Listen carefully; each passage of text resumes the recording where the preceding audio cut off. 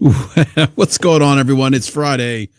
Doing the show an hour early today because I have to get up early tomorrow. And I think the shows we've been doing on Fridays have been about 3 hours in duration. So, yeah, just moved it up an hour. And, I really appreciate everyone joining the show today. Didn't get the alert out, I think, earlier the day as I had hoped to. Been kind of a busy day today. Actually just purchased a travel trailer that I will be hauling with my Yukon Denali. And so looking forward to that. It's going to be a lot of fun. Get to travel a little bit, go to different places in the U.S. So looking forward to that. So that actually took up most of my day today. So wasn't able to get everything out in time or the way that I typically do. So thank you, everyone, for coming out and hanging out with us tonight. So it may just be me tonight. I know Game Logic is under the weather, and what's going on, AC. And I'm not sure if the other panel members will be joining us. I think Nate might be joining us as well at some point this evening. But do me a favor, drop the link in the live chat. Please share it out on your favorite social media platform, whether it's Twitter, Threads, Blue Sky, Facebook, whatever, wherever you go to socialize on the internets. Feel free to share the link here, let everyone know we're live. So do have a lot to talk about. A lot of news this week with the Consumer Electronics Show. We'll get to CES, unfortunately, because I didn't get a chance to pull all the news related stories that came out of CES. I did want to get to that. But I did get a chance to cover or pull some of the stories I wanted to talk about. So may do a BRAP rant tomorrow. Not sure what time tomorrow. So subscribe to the channel and you'll get notified when we go live or when updates are dropped in the communities page. So I know you can follow me on Twitter at BRAP_podcast or Blue Sky Social at BRAP-podcast there as well. So again, may do a BRAP rant tomorrow. Just not sure what time I'm going to do that. But anyhow, everyone, hope everyone has had a great week. It is Friday. Means for those of us who tend to game primarily on the weekends, it's time to fire up those consoles or that PC, whatever device it is you game on, and get some gaming in. So, but anyhow, I do want to talk about. Give me a second here. I need to pull something up here. I forgot to pull up. By the way, crazy with the fires in California.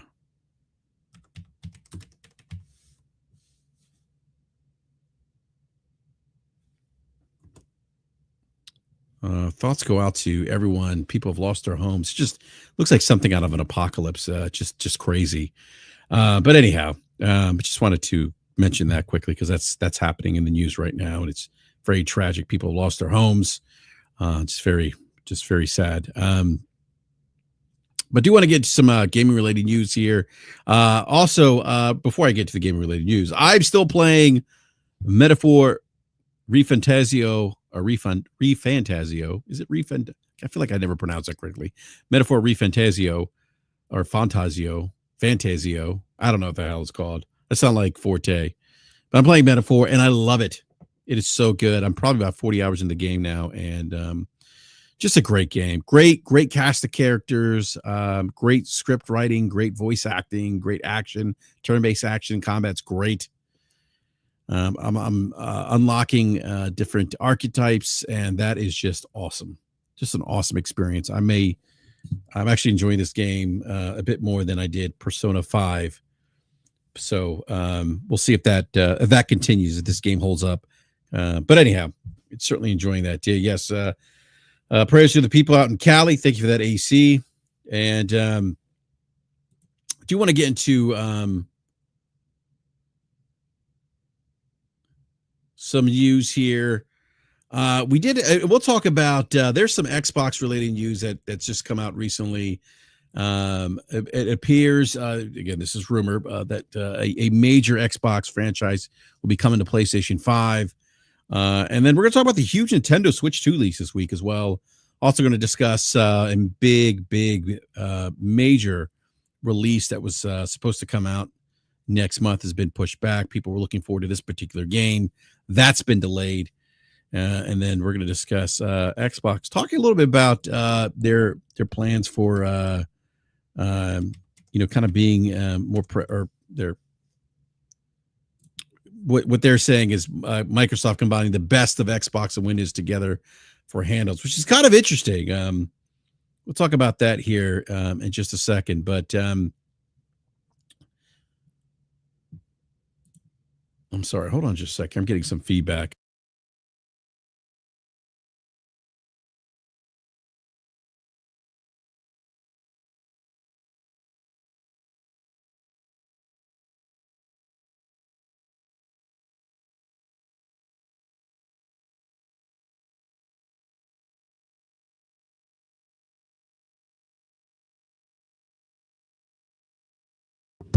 All right. We should wait for confirmation, but it would surprise me if it's true. Yeah, I don't disagree, AC. We should certainly wait till there's some confirmation on whether or not this is true. But yeah, I do want to go to Microsoft. This is an article per The Verge, and I want to talk about that here in just a second.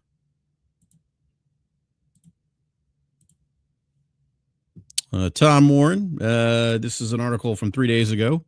Microsoft is combining the best of Xbox and Windows together for handhelds. And Microsoft's VP of Next Generation says changes are coming in 2025. Read a little bit of the article. Xbox Phil Spencer has been dropping hints about an Xbox handheld for months.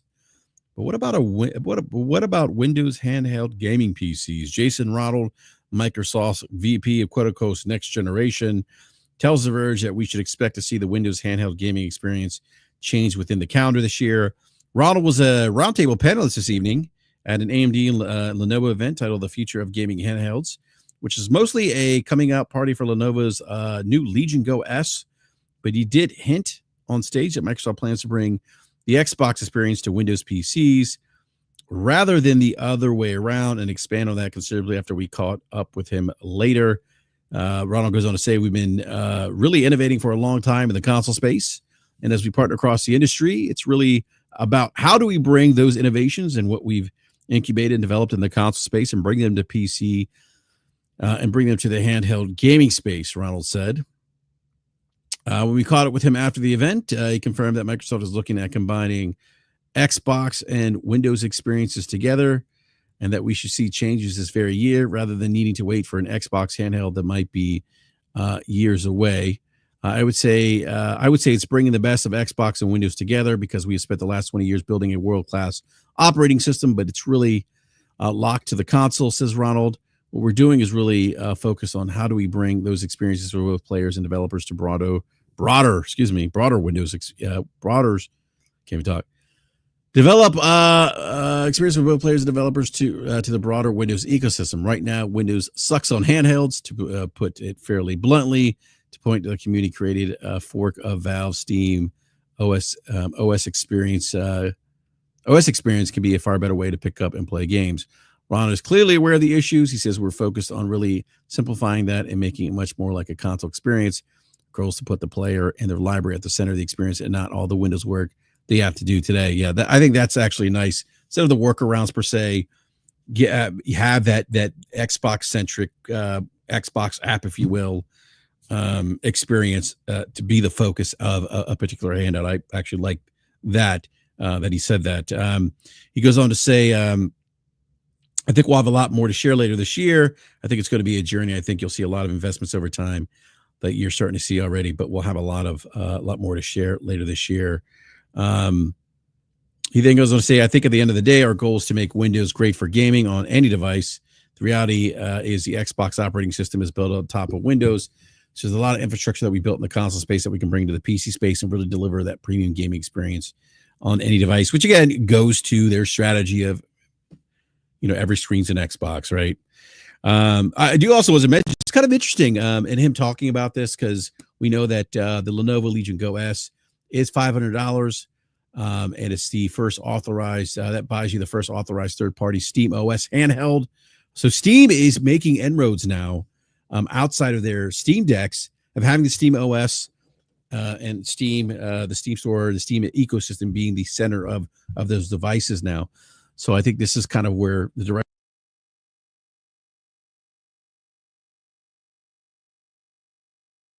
I don't know why they didn't do this earlier. I feel like my Steam has got a little bit of a leg up here, so it's kind of interesting why Microsoft, considering that they have been walking this dog for some time, why they're doing this just now. But just just a small.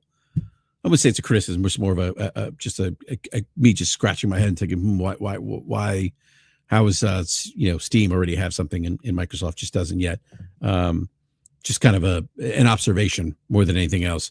He goes on to say there's just certain things in Windows that were not designed for if you don't have a keyboard and mouse, like thumbstick support or joypads and stuff like that.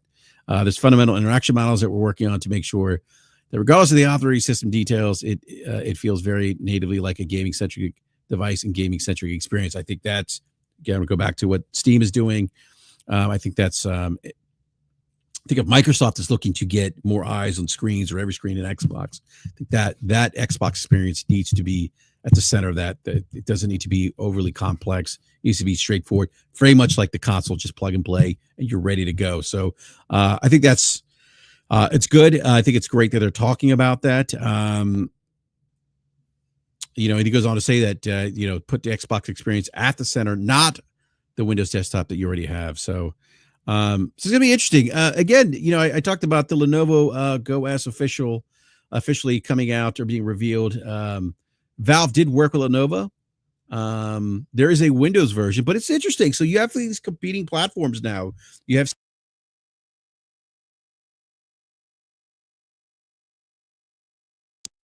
obviously I think the Steam Deck One, the SteamOS Lenovo is definitely more focused, so more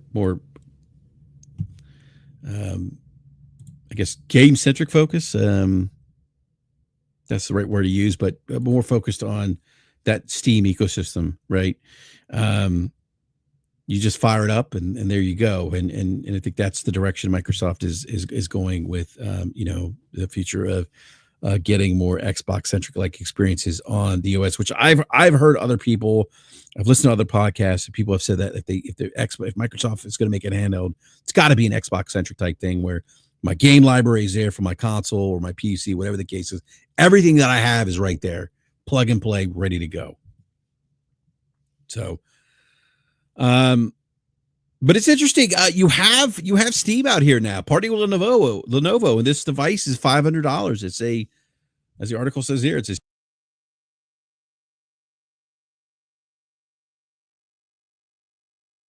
interesting.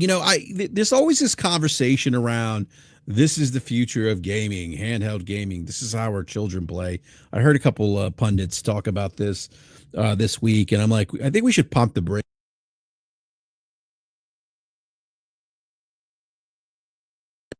We're seeing so many different choices now. We're seeing different ways that we can consume software, where we can play our software. I think these are just options. I don't think that it's a one size fits all type of scenario. I think some of the pundits and podcasters I've listened to that are professing this absolute future of handheld devicing and consoles going the way of the dodo bird.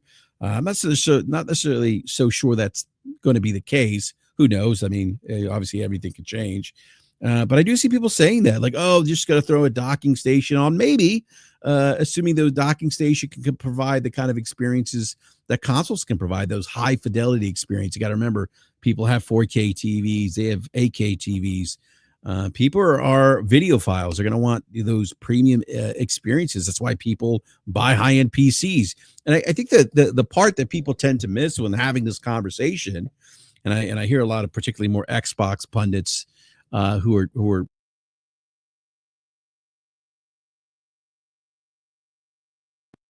options. They're for a consumer who wants gaming on the go. Not every consumer wants that. Some consumers have, some consumers don't care about graphics and all the bells and whistles, and more, as Logic says, are more of indiscriminate customers, and that's fine. There's that consumer base there, and then you have consumers that want more high-end experiences. Is why That's why Nvidia's releasing 50 series cards. So why people buy PCs, they want the best high-end gaming experience. So and then there's people want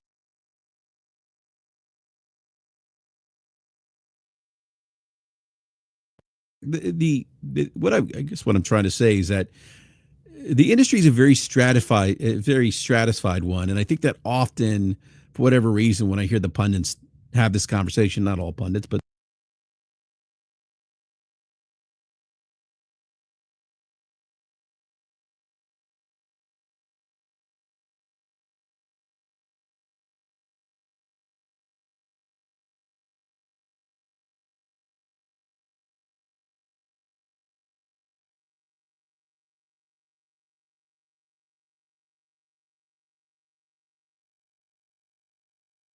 just to highlight that, hey, look, the market is a stratified market.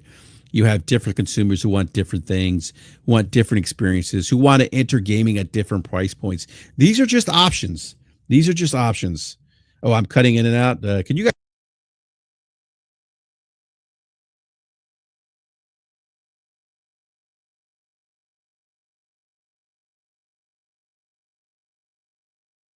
I'm not having an issue. Hold on just a sec.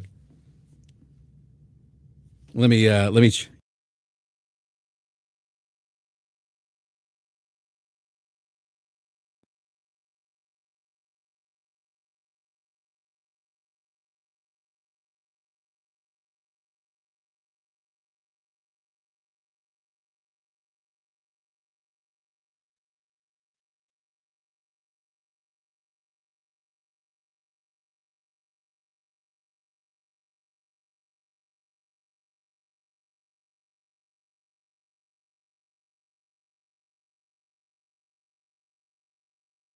All right. Can everyone hear me better? Okay. I mean, I'm sorry about the. No, I wasn't talking. I was trying to mess with the audio. Hopefully, you guys can hear me okay.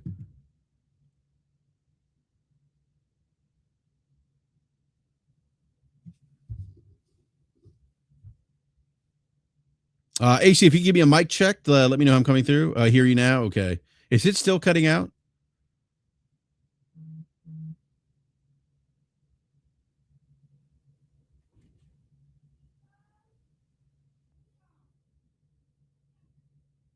All right. Hopefully I'm not cutting out. So what I was saying, and I'll just repeat what I was saying is, the handheld market people are talking about, that's the future. It's and what I was saying is like, this is it's a stratified. No, Data War, BRAP is cutting out. I don't think I am anymore. But I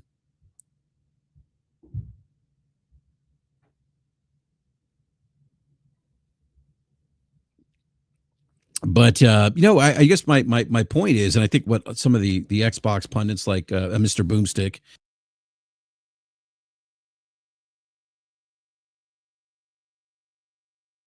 they're getting it wrong and not really having an accurate understanding of the market, or really how the industry works for that matter. Um, it is these handheld devices, and even Microsoft's business strategy as it relates to Xbox, it's a different way for people to consume products. I'm cutting out again. Okay.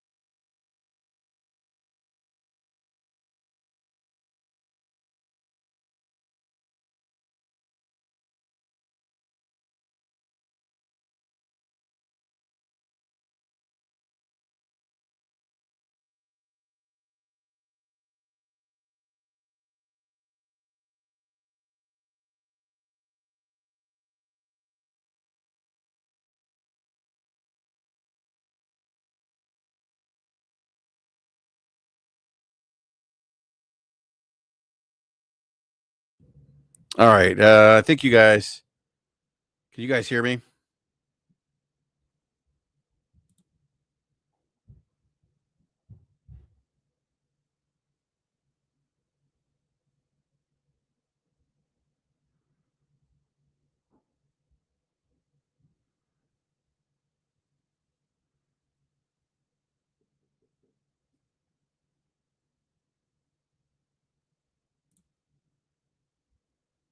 All right, everyone. Yeah, so I don't know. I'm having some issues.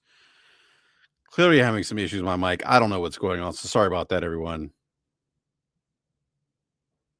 All right. So like I was saying, someone said I got cut off after mentioning Boomstick. Yeah, I was saying with Boomstick, like he, doesn't understand really the dynamics of the market and how diverse consumers are. And as I mentioned, like a lot of the conversation around gaming tends to be focused on the wrong conversation. It is whose business model is the best. And look, they're different business models intended to cater to consumers who have different taste and their options. Like I was having this conversation with Logic this week. We talked about the idea, this notion of competition, and it's good. You don't want competitors doing the same thing in the same space. Having competitors do and offer different types of things or offering different experiences, different consumers is a good thing. More choice for consumers is a good thing. And so I think people get too wrapped up in the console war stuff and think too much about, which company's doing it the best or doing it right. They're doing it differently. Each will find success in their own lane. If they're not successful in their own lane, then they'll retool, they'll figure something out, they'll pivot the way Xbox, Microsoft have pivoted in the console space. Microsoft, Xbox haven't done well in the console space. We know this. We know this based on their own financials and the decline in year over year growth of Xbox hardware sales. There was that article Forbes put out. Paul Tassi this week talked about that VG charts had put out again. This isn't official, if you will, numbers, but based on retail sales or slips. I forget how they calculate the number, but that for the month of November, globally, Xbox PlayStation outsold Xbox 5-1. So it wasn't 5-1 in the US, but globally speaking, it was 5-1. So this is why Microsoft has pivoted their business model. And look, whether or not you agree with it or whether or not it works for you, it's a different conversation. Each consumer, again, we say it on this show all the time. And I feel like I bring it up because I feel like we always forget it. Every consumer has different wants, different needs. And there are going to be consumers that like Microsoft's approach. There are going to be consumers that don't. There are going to be consumers that prefer Nintendo. There are going to be consumers that prefer PC. They're going to be consumers that prefer PlayStation. Neither one is right or wrong. Only the individual consumer can determine that themselves. And that's why I talk about that a lot, and that's why it's frustrating to hear. And I know I bring his name up. Guys like Boomstick and other pundits out there who just don't, for whatever reason, take that into consideration or don't understand how stratified the gaming market is. Yeah, Sam Wong says, yeah, he's at a point. He's at a point where he just wants Sony to go down the same path as Microsoft so he can level the playing field, rather it's factual or not. And that's the problem, Sam. I think a lot of it is he's trying to cater to the low common denominator, low hanging fruit. He's trying to make money. He's trying to grift.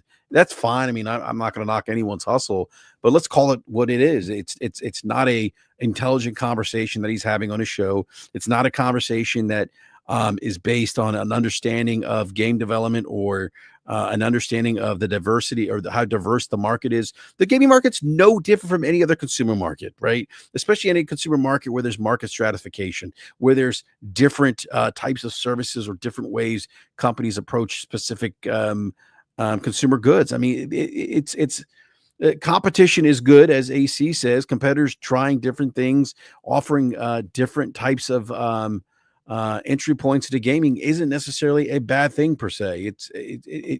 This is how other markets operate. That's why, again, I go back to the handheld thing. I don't necessarily think it's the future, the only future.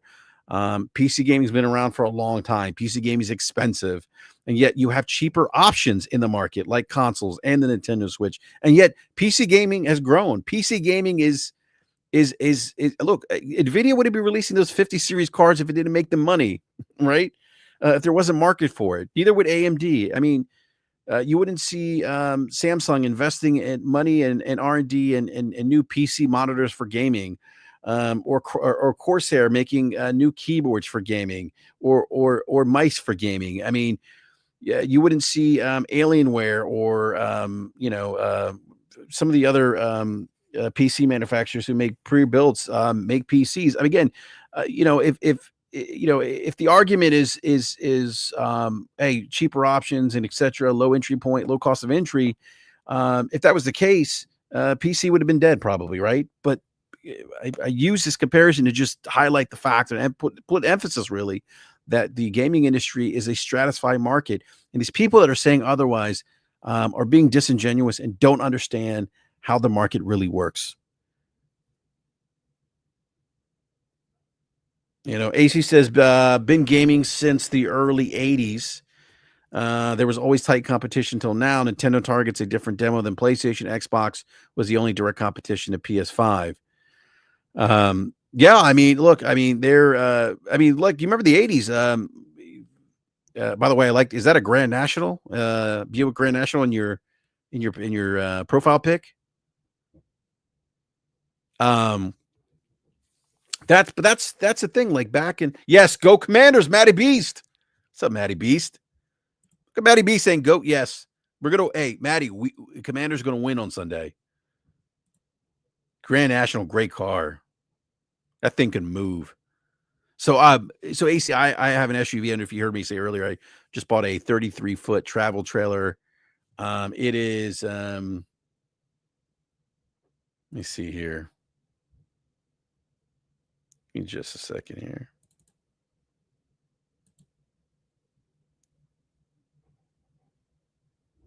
Oh, why was I having? Hold on a sec here.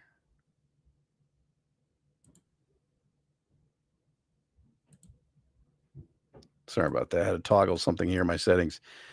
Yeah, sports. Yeah, I have bought a travel trailer, 33 feet long, about 6,400 pounds. I have a Yukon Denali that tows max towing capacity of 8,400 pounds. And I have a V8 6.2 liter engine and a V8, even for that size vehicle. Oh man, AC, that vehicle moves. It moves.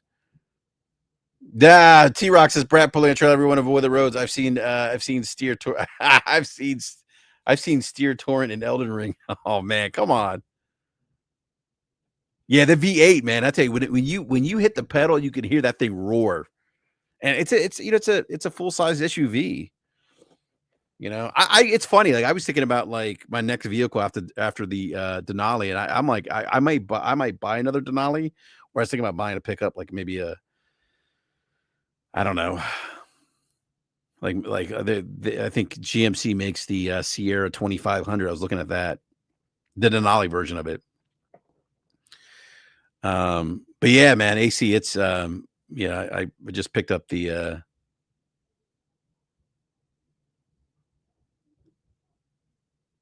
I'm not sure what motor it is. I have a 2019 Yukon Denali. So I'm not sure what motor that is. I just know it's the Denali is the one that has the 6.2 liter V8 engine. I think the other ones have a 5.4 V8 maybe. But the Denali is the one that has a 6.2 liter V8. Oh, then it's the LS. Okay, what's the difference there, AC, with those motors? And I'm still freaking out, by the way, whether or not I don't, AC, I don't know if you know anything about towing capacity, but it is saying that the Denali, the year that I have, can tow 8,400 pounds in two-wheel drive. And my travel trailer is about 63 or 6,400 pounds. You got a Pinto engine. No, I do not have a Pinto engine. A Pinto engine would struggle pulling a 63 or 6,400 pound. Oh, okay. So the LTs have direct injection. Yeah. Okay. So they're just new and improved engines.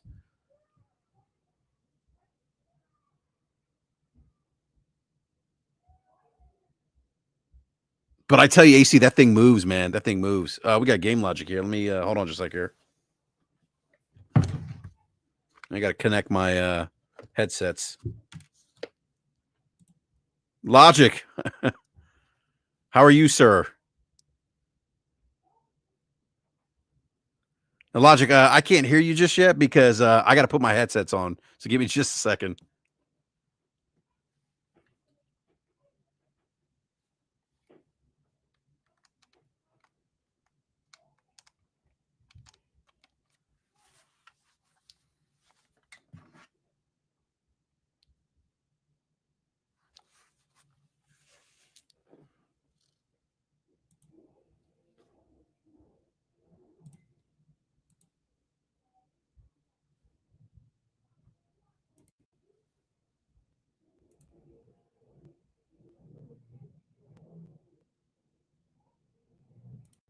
All right, Logic, can you let's see if I can hear you now. Yeah, can you hear me now? Yeah, I can hear you loud and clear. Logic, hey man, I hope how are you feeling? Number one.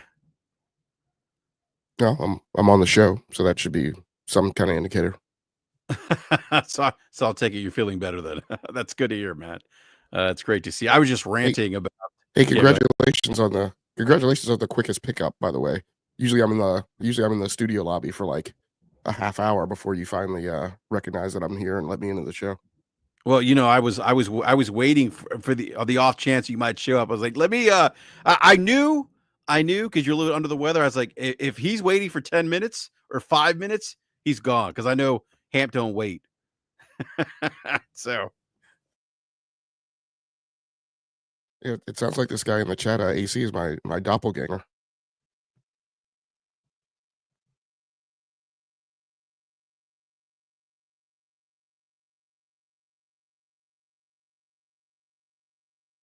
BRAP, and if you're talking, I think you're on mute.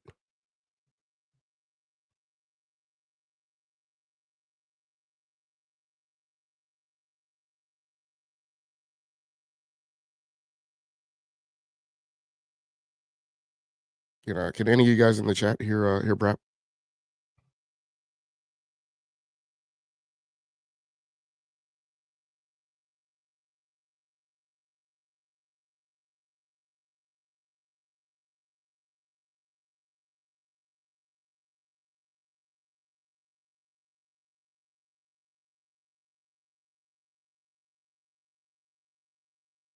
Okay.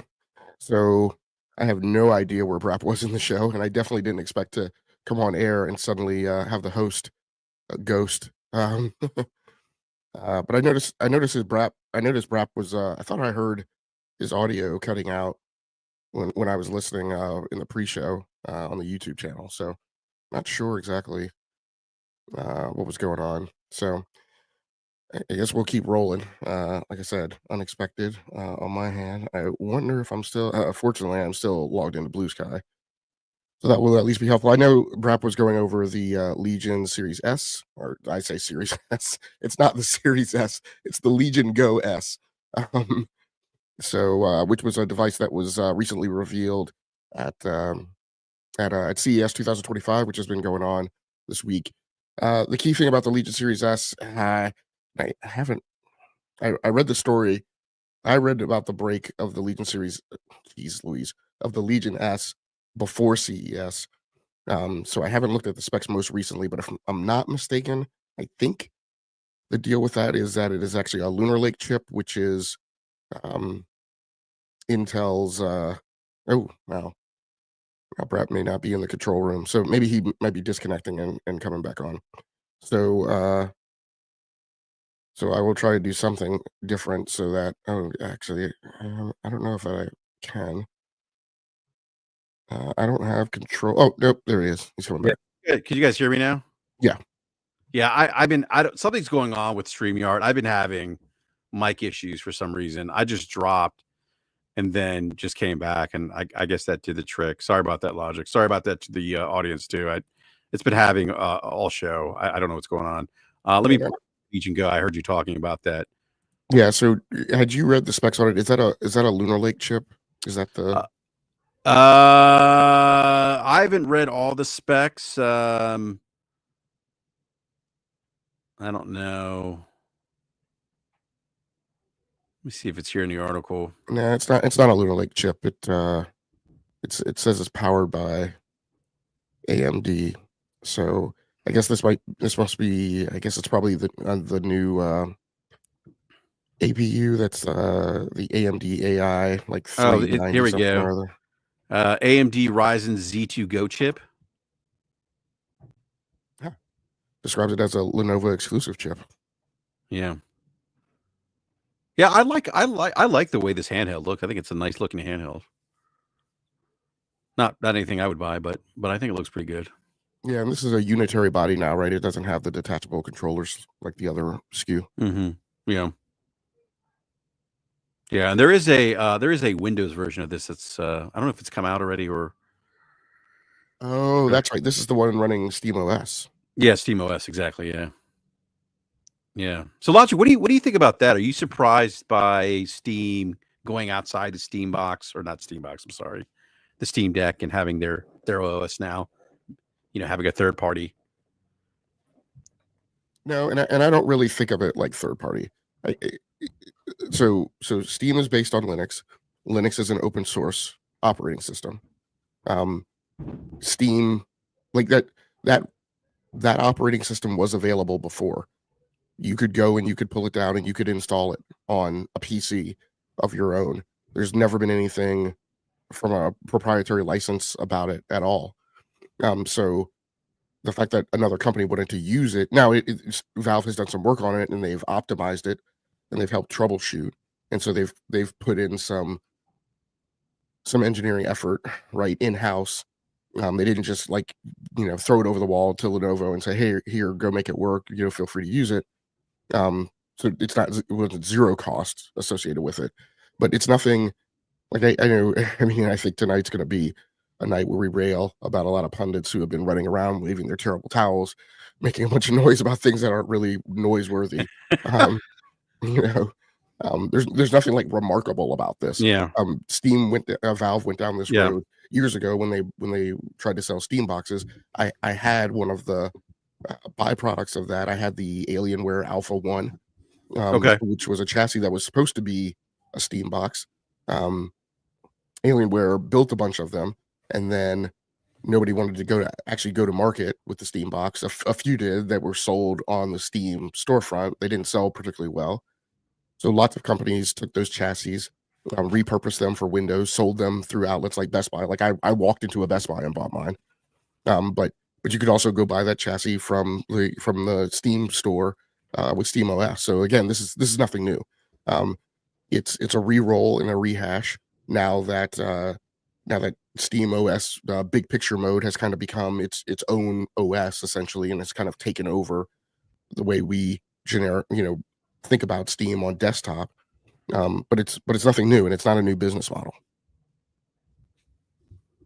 Yeah, you mentioned the terrible towel things. I don't know if you heard my rant earlier. I was talking about like the pundits and stuff, talking about like how, and I heard it this week that with news of Xbox kind of focusing more on more Xbox centric experience as it relates to handhelds. I think it was Jason. I forget his name now. I just talked about it. Jason, is it Ronald? I forget his name. Nate says on. You talk about the engineer at Valve, who's the kind of the father of Steam Deck or whatever. No, he's the engineer at Xbox. Jason. Oh, I just had his name up here. Hold on a sec here.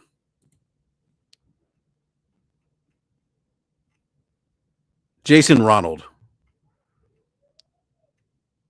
He talked about the future of gaming handhelds. He talked about He's like, we've been really innovating for a long time in the console space, and we, as we partner across the industry, it's really about how do we bring those innovations. What else he talks about? We caught up. Let's see. He confirmed Microsoft's looking at combining Xbox and Windows experiences together. Ronald says, I would say it's bringing the best of Xbox and Windows together because we've spent the last 20 years building a world-class operating system, but it's really locked to the console.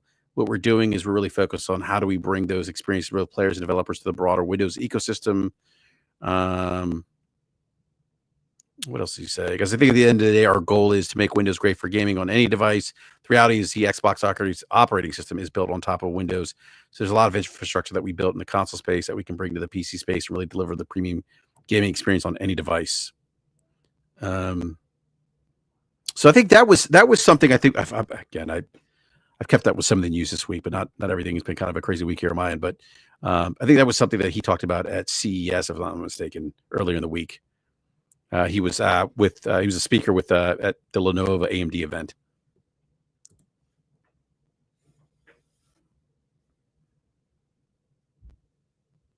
So so to me, that seems when I read that, at least logic, to me that was kind of like, okay, maybe in this instance, Microsoft maybe trying to do something similar to what Steam has done with the Lenovo, the Lenovo Go with SteamOS.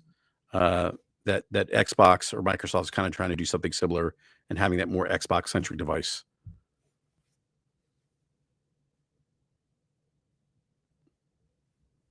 But what I was saying in my rant about the pundits, we go back to, it's funny you mentioned the terrible towels. We talked about, I mentioned earlier that, and I think you and I talked about this maybe last week. I think it was last week, how they some of the pundits, and God, it's funny you mentioned terrible towels. But that a lot of that people are proclaiming this as the future of gaming, the end all be all. And in my rant before you just joined, I was saying, look, and because I remember you and I talked about this. And this is really just another option of sorts, another way, another option for people who want to experience handheld gaming or maybe want the Xbox ecosystem plug and play experience on a handheld device. This is for those people, and it's just an option. And options are good. Having those different entry points are good. I think you said this the best, Logic. You said something to me that really was like, yes, this is so true, and I agree 100%. You said like having competitors. Correct me if I'm wrong. Not a going to paraphrase what you said or what I remember you said. I could be wrong, so correct me if I'm wrong here. I think you said something to the effect like it's good not to have the folks in the gaming space or companies in the gaming space doing this exact same thing, right? That it's good for them to try or do different things or offer different ways for people to consume software or have different entry points into gaming. Yeah, and I think AC was saying something like this in the chat too Yeah. before I got on.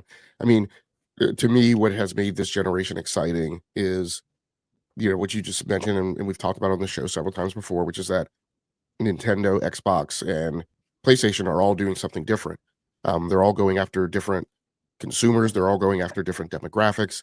Nintendo and PlayStation have basically taken the mainstream, what I think of as the mainstream console market, and split it in half. I don't mean half by volume, but half in terms of spectrum, with Nintendo going for the customer who is not so wrapped around the axle about frames per second and hardware and refresh rates and yada yada yada. And but a customer who also craves portability as a key systems requirement. And then PlayStation has kind of taken that upper tier, higher end customer who wants that high end console experience, but also doesn't want to pay as much for as much as it would take for a gaming PC. More on that topic later. And then Xbox is catering to a crowd who I guess is hardware agnostic and doesn't really care about hardware at all and just wants to game wherever. And those numbers are telling. The market, we talked about this last week. Lots of the pundits seem to choose to cherry pick and ignore data when it doesn't serve their narrative. But the market has spoken, and the market shows numbers oriented around where people gravitate towards in terms of what their personal requirements are.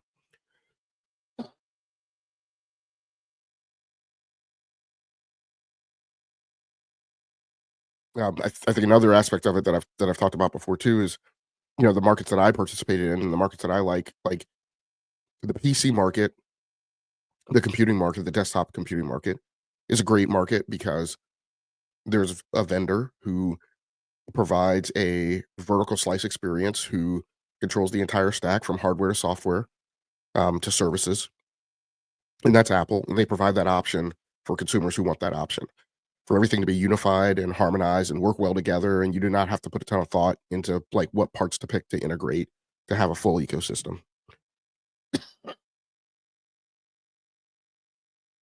Sorry, I'm probably gonna have to take a throat lozenge here in a second. Yeah, no worries, you're good. Yeah.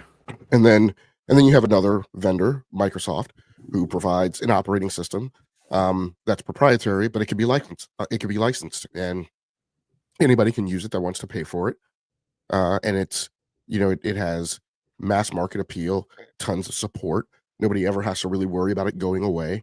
It is the thing that makes gaming go. And so if you want a game on desktop, you really probably want to be on Windows. But on top of that, you're not required to be, because there's yet a third option, which is Linux, which is open source, which nobody really charges you for unless you go for very high-end customized Linux enterprise level type products. But if you want to build a Linux box and put Ubuntu or Debian or whatever distribution you want on it, SteamOS, right, or just run Ubuntu with Steam on it. And with Steam comes the Proton layer now. So now, before you used to have to, you would build a Ubuntu box, put the Steam client on it, but you would only be able to play the games that actually existed in native Linux. Now you have availability of all of the games in Steam that run on Windows, because the Proton abstraction layer now comes with the Steam client on Linux, right? So you have all these options, and that's great.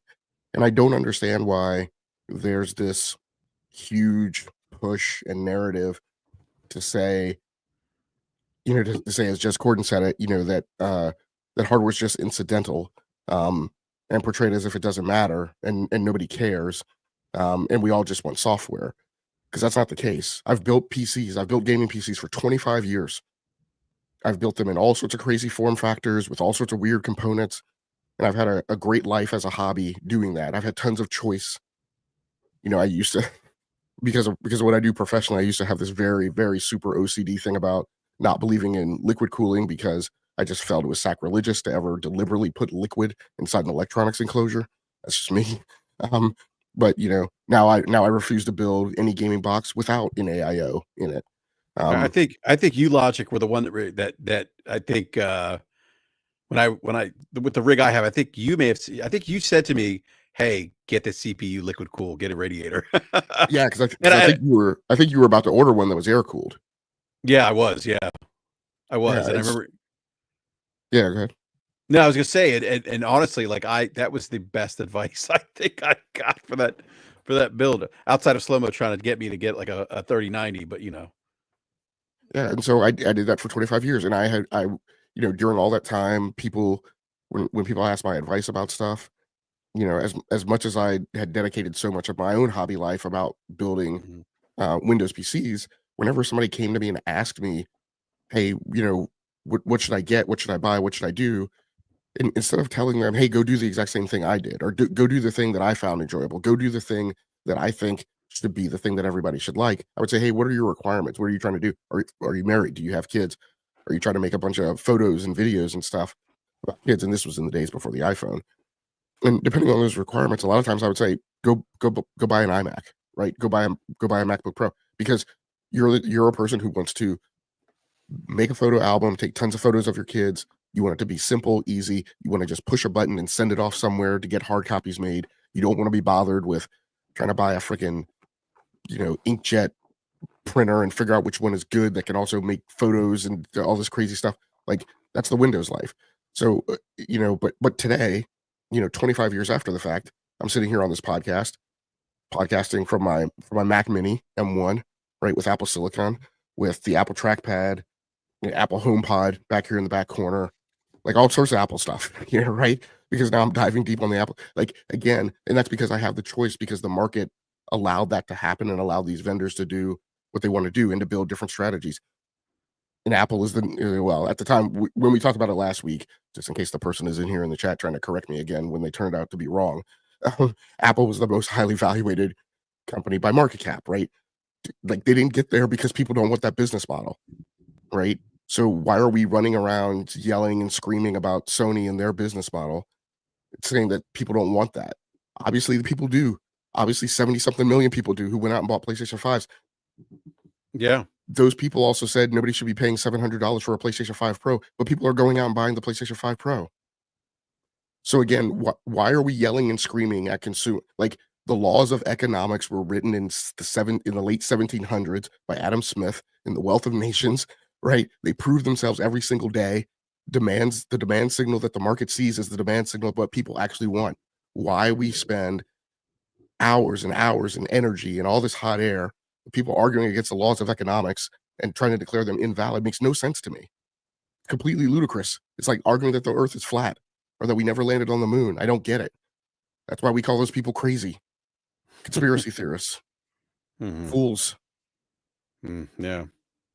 Sorry. No, it's a great point. I mean, and for me, it's kind of it's exciting, like that we have these different options, these different ways to play video games because we didn't have. I mean, growing up, we just didn't have the amount of options that we have today. You just didn't. I mean, so I say that, but yeah. So I'll roll you back because my man AC is here. And yeah, I call him my doppelganger. He's close. He started gaming in the 80s. I started gaming before that, but we won't get into that.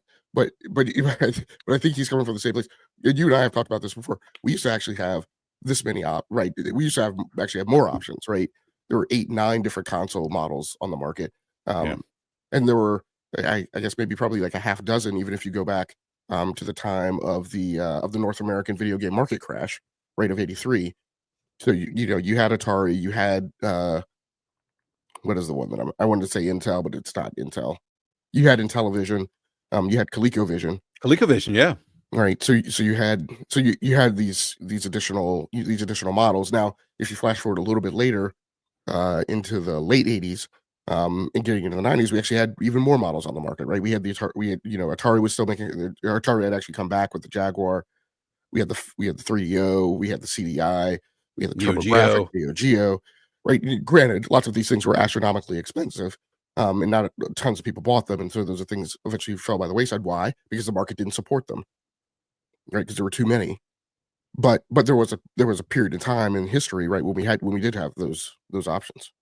Yeah, I get when I say options, I mean like we have the options to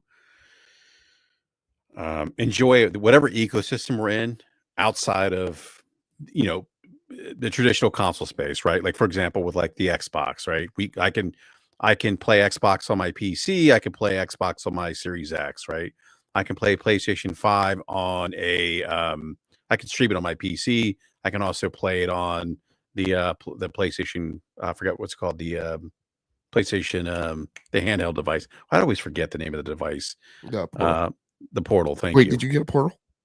I did not get a Portal. No, you know what? I was going to, and then I made a big purchase today. Logic. I don't know if you heard this, but I pulled the trigger on a travel trailer, and let me tell you something, man. Yeah, I'm still like, I have a full size SUV right now. I don't have like a suburban full size SUV. I don't. My SUV is not that big, but it's like I have the Yukon Denali, right? And so I'm still like, oh my God, dude, is this thing going to be able to pull a 63 or 6,400 pound trailer? And I'm seeing like the trailer hitch connected to it. I'm like, oh my God, like this thing is a AC Sync travel trailer. It's a 33-foot long travel trailer. People be like, what the hell is BRAP talking about? Why does he keep talking about this travel trailer? But no, it's just it's just it's just interesting that that what I perceive as a small vehicle, which I guess isn't small, can pull something that big, that long. Pause. But anyhow, so yeah, so so no, I didn't because I ended up when you buy those trailers, you have to buy different things for it, like different there's some supplies and things you need to buy. and I spent like 300 and some odd dollars today. So no PlayStation Portal for me right now. But the funny thing and I said this earlier, Logic, when I was thinking about the idea of because I feel like the idea of affordability was something that was discussed quite a bit, like with regards to Game Pass or these cheap entry,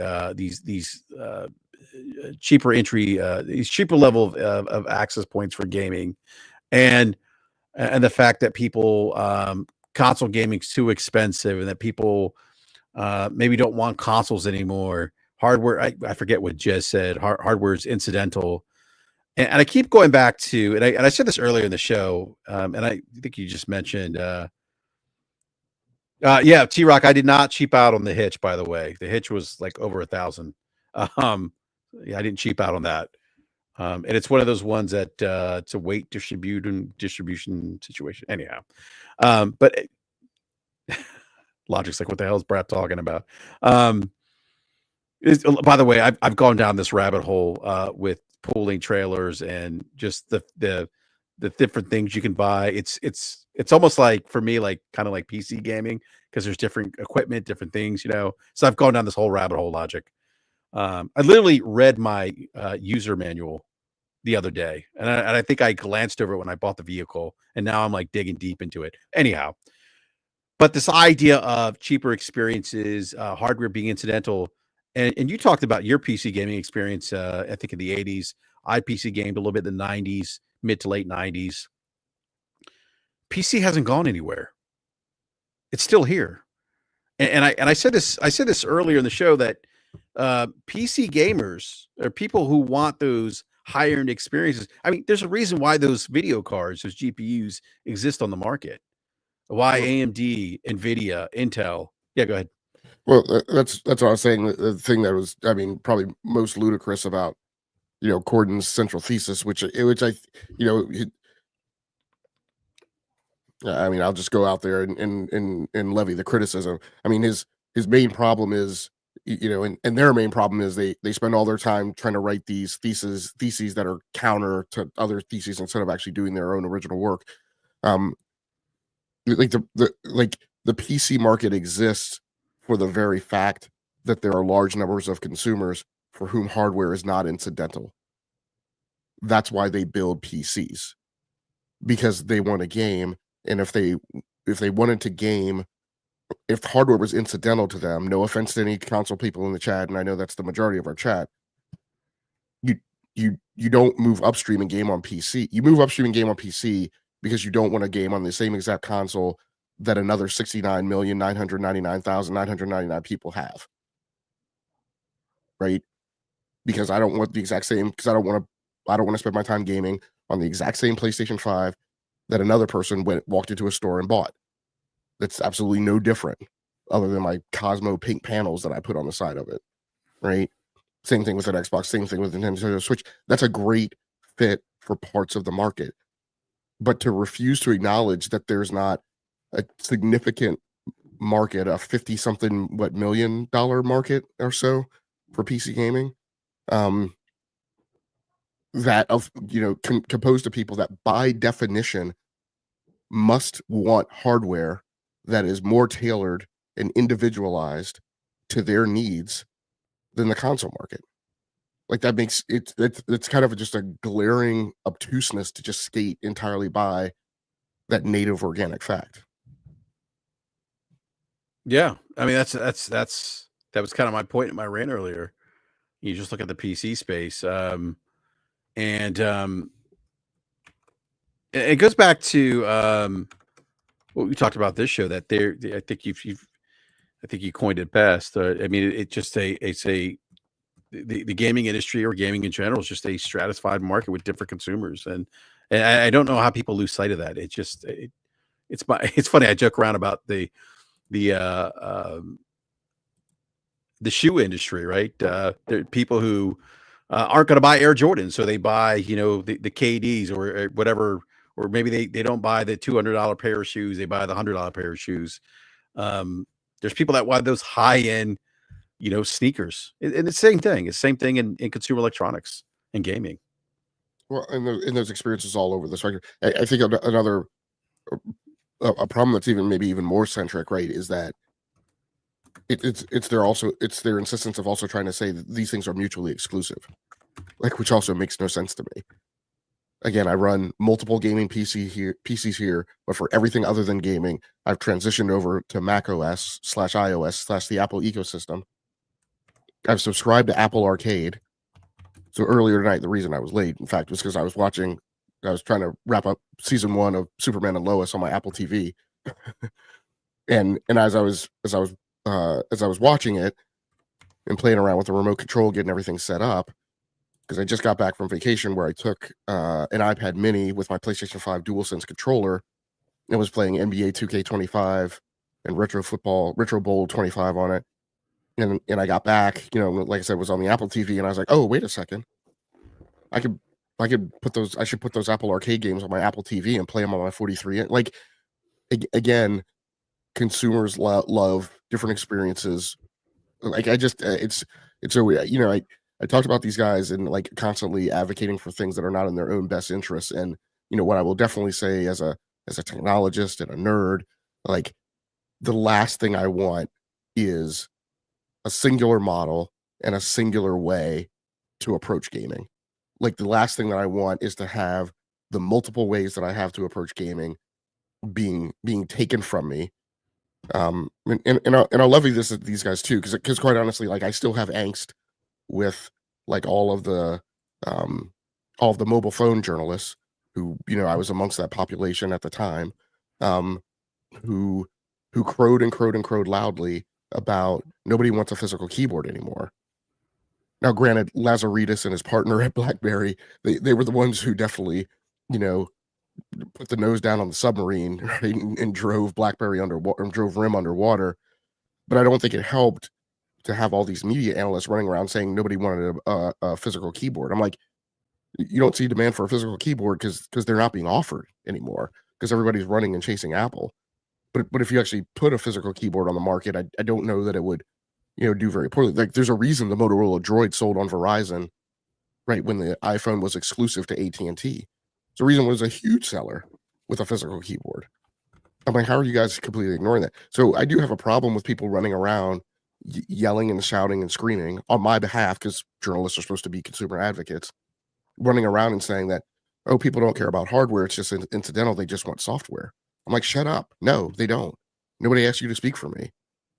Like, I want to be able to play games on lots of hardware. I want games to be exclusive because I want code written as close to the metal as it could possibly be to deliver the best possible experiences available based on the operating system, the abstraction layer, the hardware that's applied, the architecture of that hardware, right? Again, I don't know why, like I said, everybody runs around talking about, we just want hardware to be a commodity. It's interesting you mentioned exclusives, right? Having exclusives that are, like you said, coding as close to the metal as possible, and then taking advantage of the custom architecture of the hardware.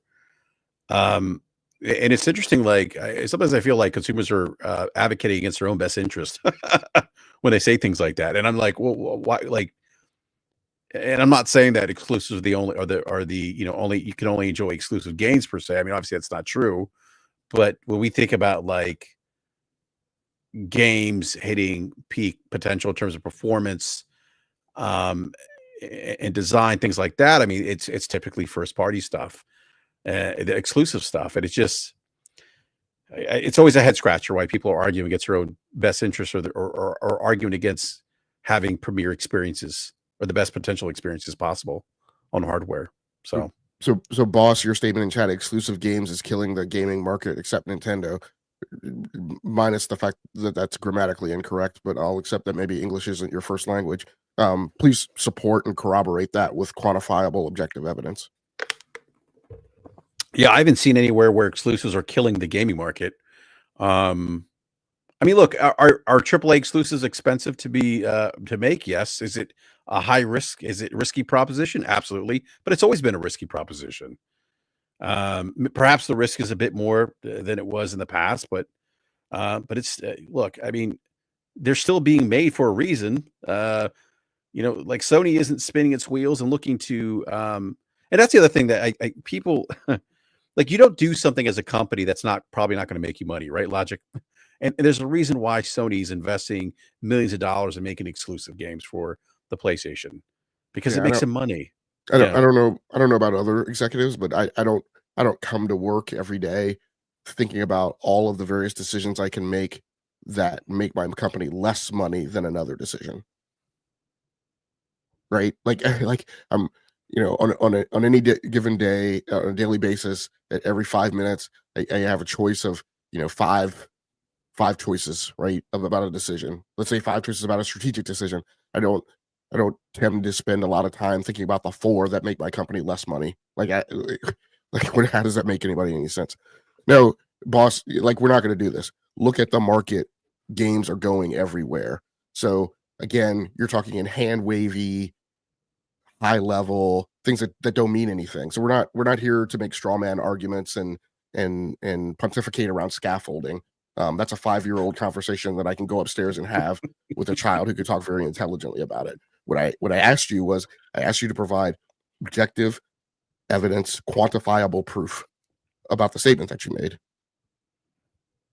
Yeah, and this is part of the problem with the conversation around gaming. It is very much the hand wavy stuff.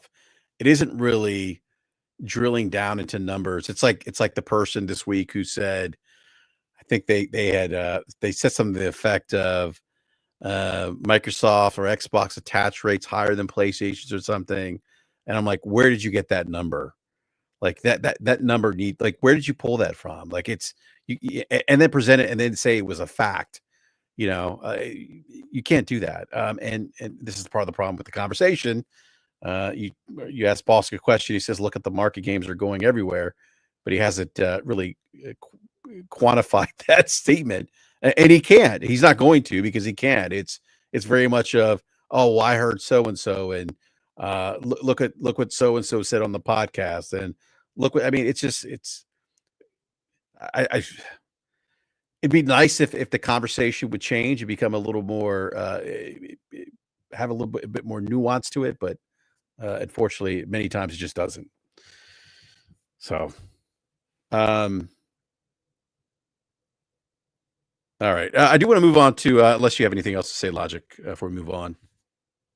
All right. I do want to move on to the Nintendo leaks. I don't know if you saw the leaks, Logic, that came out.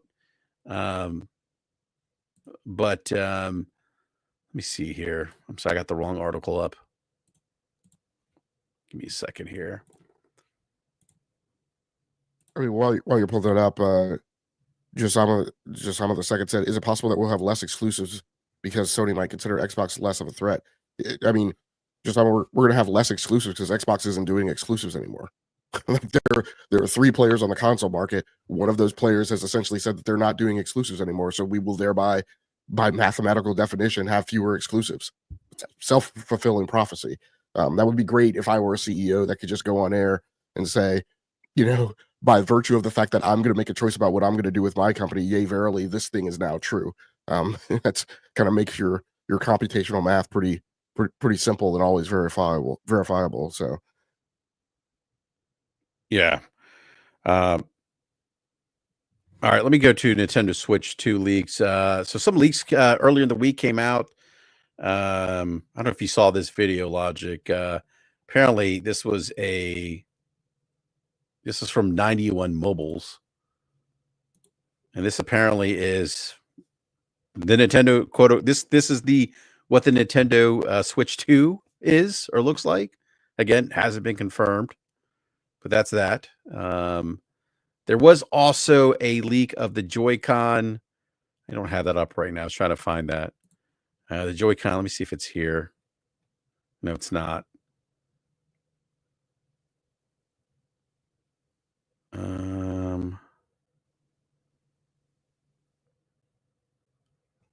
No, there's okay. I'll pull that up later on. But anyhow, this came out, and now Nintendo. It's kind of interesting. People were saying that, oh, well, Nintendo hasn't responded, therefore these leaks are true. Um, and this call came about at the this year's CES Consumer Electronics Show, but Nintendo did actually just recently make a comment about the Switch 2 leaks. And Nintendo's commented on the latest series of Switch 2 leaks that came out of CES 2025, saying that the images currently circulating online aren't official. While this remark is merely stating the obvious, it marks a rare instance of Nintendo commenting on product leaks in any capacity. The Switch 2 has been leaking all fronts since late 2024, possibly because the console reportedly entered mass production around that time. And one of the latest examples of this trend, accessory maker Genki showcased a purported replica of the Switch successor at the 2025 edition electronics show in Las Vegas. Let's see here. These are the images here. I don't think these are the images that were shown. But anyhow, so Nintendo's commented on this. I don't know, Logic. What do you think, man? Any thoughts on these leaks? I mean, it seemed to kind of create quite a buzz on the internets this week, especially on the coming out of CES. But any thoughts here?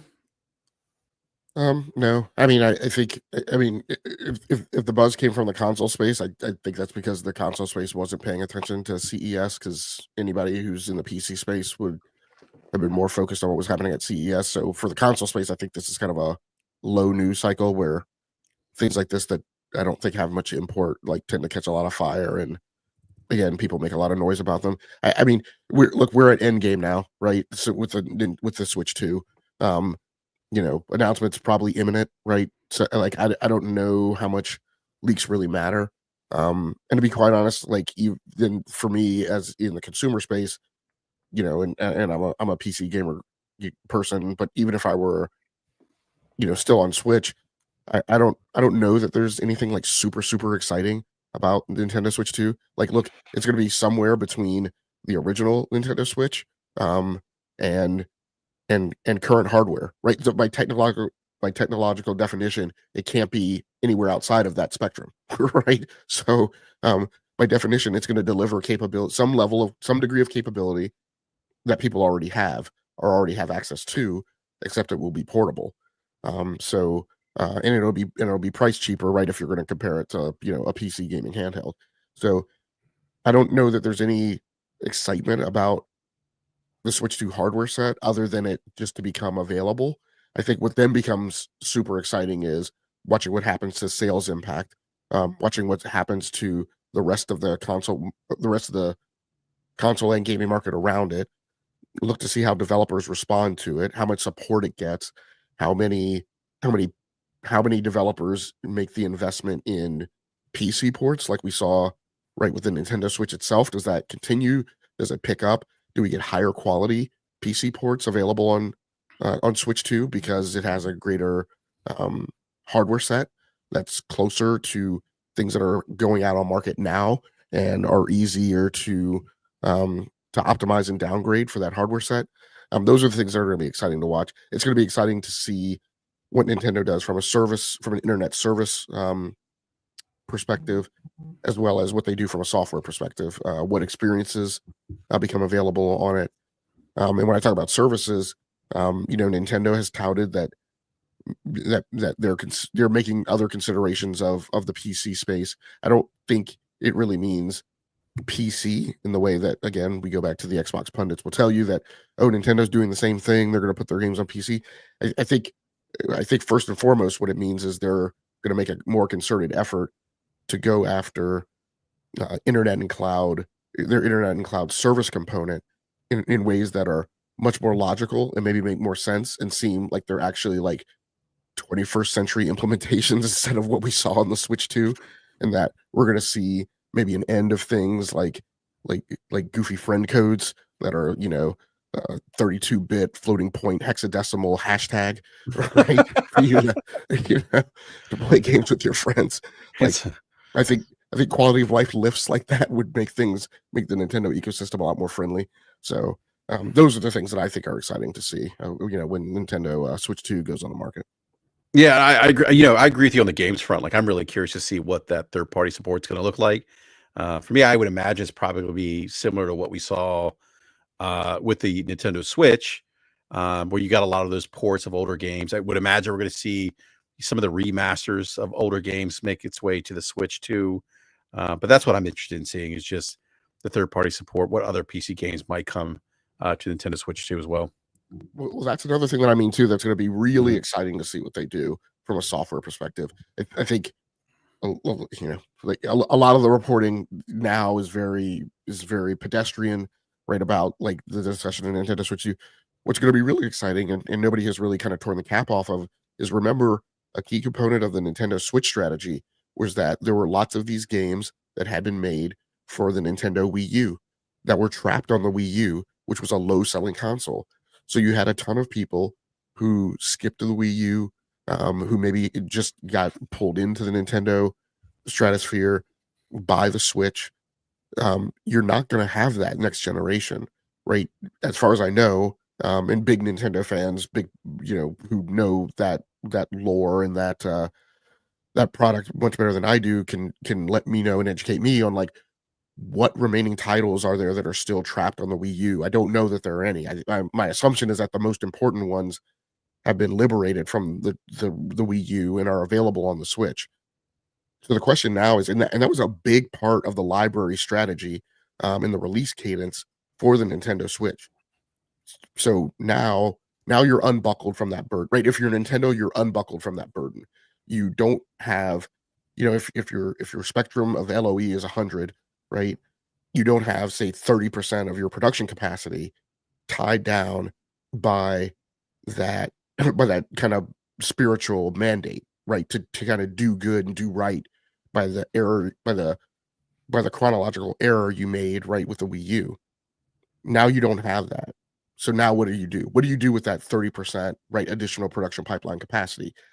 That could be very exciting, right? What might Nintendo do? Maybe they do live service stuff. Maybe they do more multiplayer stuff. Um, maybe they start, dealing in genres that haven't typically been like their forte. Um, maybe there are different partnerships that they engage in. Maybe there's more cloud enablement they do. I don't know, but the sheer fact that that's an unknown to me makes that very exciting. Do you say more multiplayer games? So Yeah. do you mean like Call of Duty? Like Well, I don't know. I don't yeah, I don't mean yeah. like Call of Duty, but like Okay. but games. Yes, I mean Call of Duty in terms of live service component, multiplayer, long duration commitment, things that are not just y- you know temporal, right? You play them for a month, right, and then you move on to the next thing. Things that have a little more stick to itiveness. That hasn't really been a big part of the Nintendo strategy. Now, by suggesting that, I'm not saying that they have to do what PlayStation did, right, by throwing the wheel hard over in that direction. But they could do something that is more of a lift than say what is their what's the paint game multiplayer shooter thing? I can't remember now. Splatoon. Splatoon, yes, Yeah, yeah, Splatoon. Yeah, it's actually Splatoon is actually a really good shooter, by the way. which has been Pretty good. successful Yeah, for them, right? yeah. It's So a really good. It's actually pretty good. before everybody runs around and throws shade on it and says, "Oh, you're telling Nintendo to do the same live service thing Sony did." No, I'm not saying that, but I'm saying they again, it's a spectrum, right? They do Splatoon. Sony's way over here on the right. They could do something in between, right? Still on their left end of the spectrum, right? Yeah. Nobody said that they need to go crazy, right? But the point is that they have additional capacity, right? And it's going to be interesting to see how they use that and apply it. Hey, big shout out to Ryan Landis. Says, "Hey, fellas, it's been a while. Happy New Year. Happy New Year to you, Ryan. Great to see you in the live chat." Um, I did want to go back and yeah. Josama made another comment. He said, agreed. Also, Sony may no longer, going back to are we going to have fewer exclusives going forward? He says, agreed. Also, Sony may no longer purchase any more third-party exclusives as Xbox isn't much competition. Um, I don't, so my personal belief is I don't think Sony's going to do that. Here's what I believe, and we've talked about this before, Rob.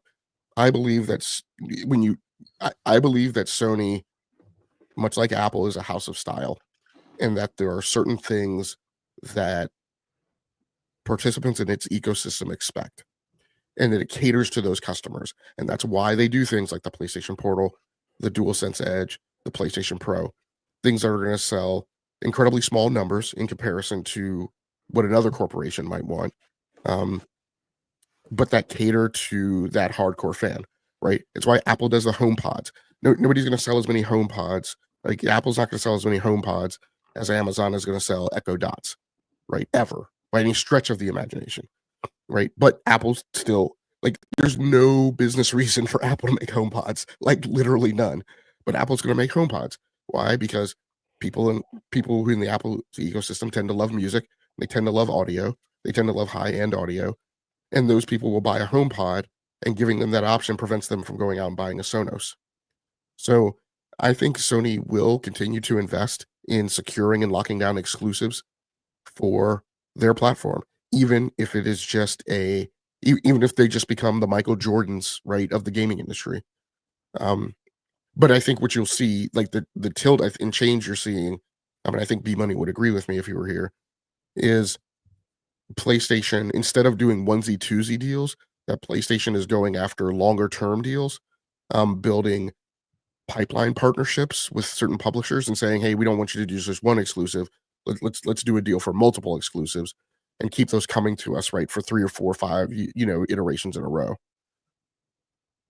Yeah, I don't disagree, Logic, and I don't think they'll get away from. I think as I forget his name or her name. I think they're saying was the comment that they're going to get away from third party exclusives because of Xbox or something.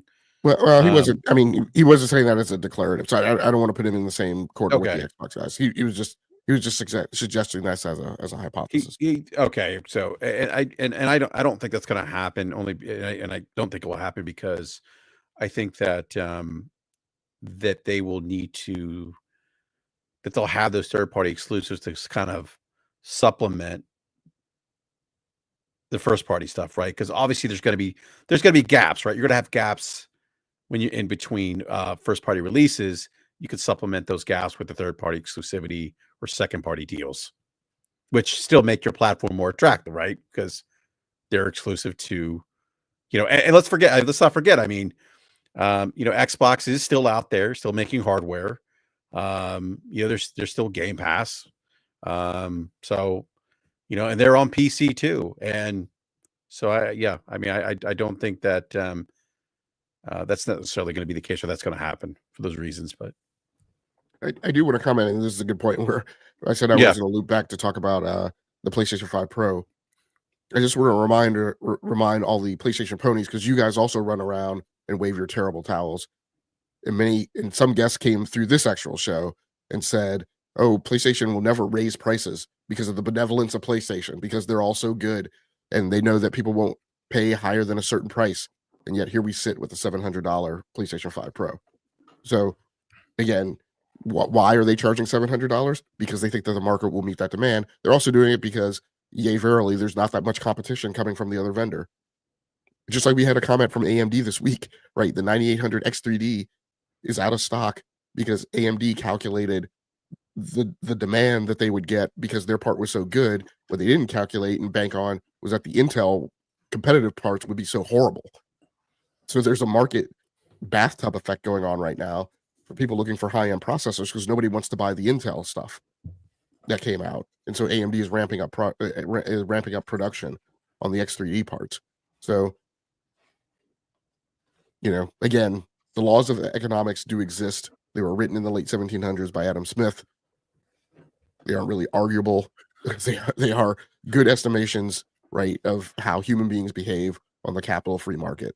So we shouldn't behave as if, a vendor is just going to be so nice to its loyalists. Again, if PlayStation was going to be nice to its loyalists, then it wouldn't be putting its games on PC, because all you guys ran around and said PlayStation would never put its games on PC.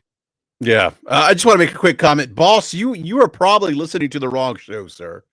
You should probably go somewhere else. There's other channels that will support whatever it is you're saying. You are listening to the wrong show, sir, or ma'am, or whatever you are. So yeah, we yeah. Oh man, boss is still at it. God bless your heart, boss. You're trying. You're like the little engine that could, man. You're still trying. Yeah, he's giving these Chat GPT level responses. So I appreciate your game. So please feel free to continue to pontificate in the chat as you will. Yeah. I mean, look, hey, pour yourself an ice cold beer if you're old enough to drink, kick your feet up, it's funny. Like I see those comments and I'm just like, it's just a gross misunderstanding of the industry. I don't know where, Boss gets his, I can imagine where he probably gets his information from, but it's just, again, it's amazing in this day and age of the internet, in Google and all this access to information. Remember we used to have encyclopedias to have access to information, or, a library card to go to a library, and you had to look at, what were the film slides or whatever to pull up articles. You had to know what was the cataloging? The microfiche. Microfiche, thank you. And what was the cataloging system in the libraries? A Dewey Decimal System? Yeah. You had to know that. Yeah. When knowledge used to be not democratized and only the purview of the rich. Yeah, exactly. And so only they could afford to buy the set of encyclopedias. Yeah, exactly. I mean, like if you needed, if you had the Britannica, you were doing well. I mean, with the gold letter bonding, Britannica, I mean, in this day and age of free information, I don't understand, boss. It's just lazy thinking. I don't understand why you're not, if you're so invested in the industry, and you believe that games cost too much money to make them exclusive. I mean, provide some documented research that shows this, because saying y'all will see, is it really worth a damn, to be honest with you, because it's not based on anything. It's based on a feeling. We don't talk about feelings here per se on this show. So again, like I said, you're probably listening to the wrong show, so. All right, let me, speaking of,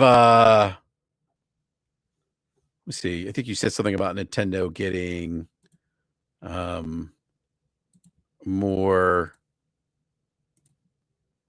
multiplayer games.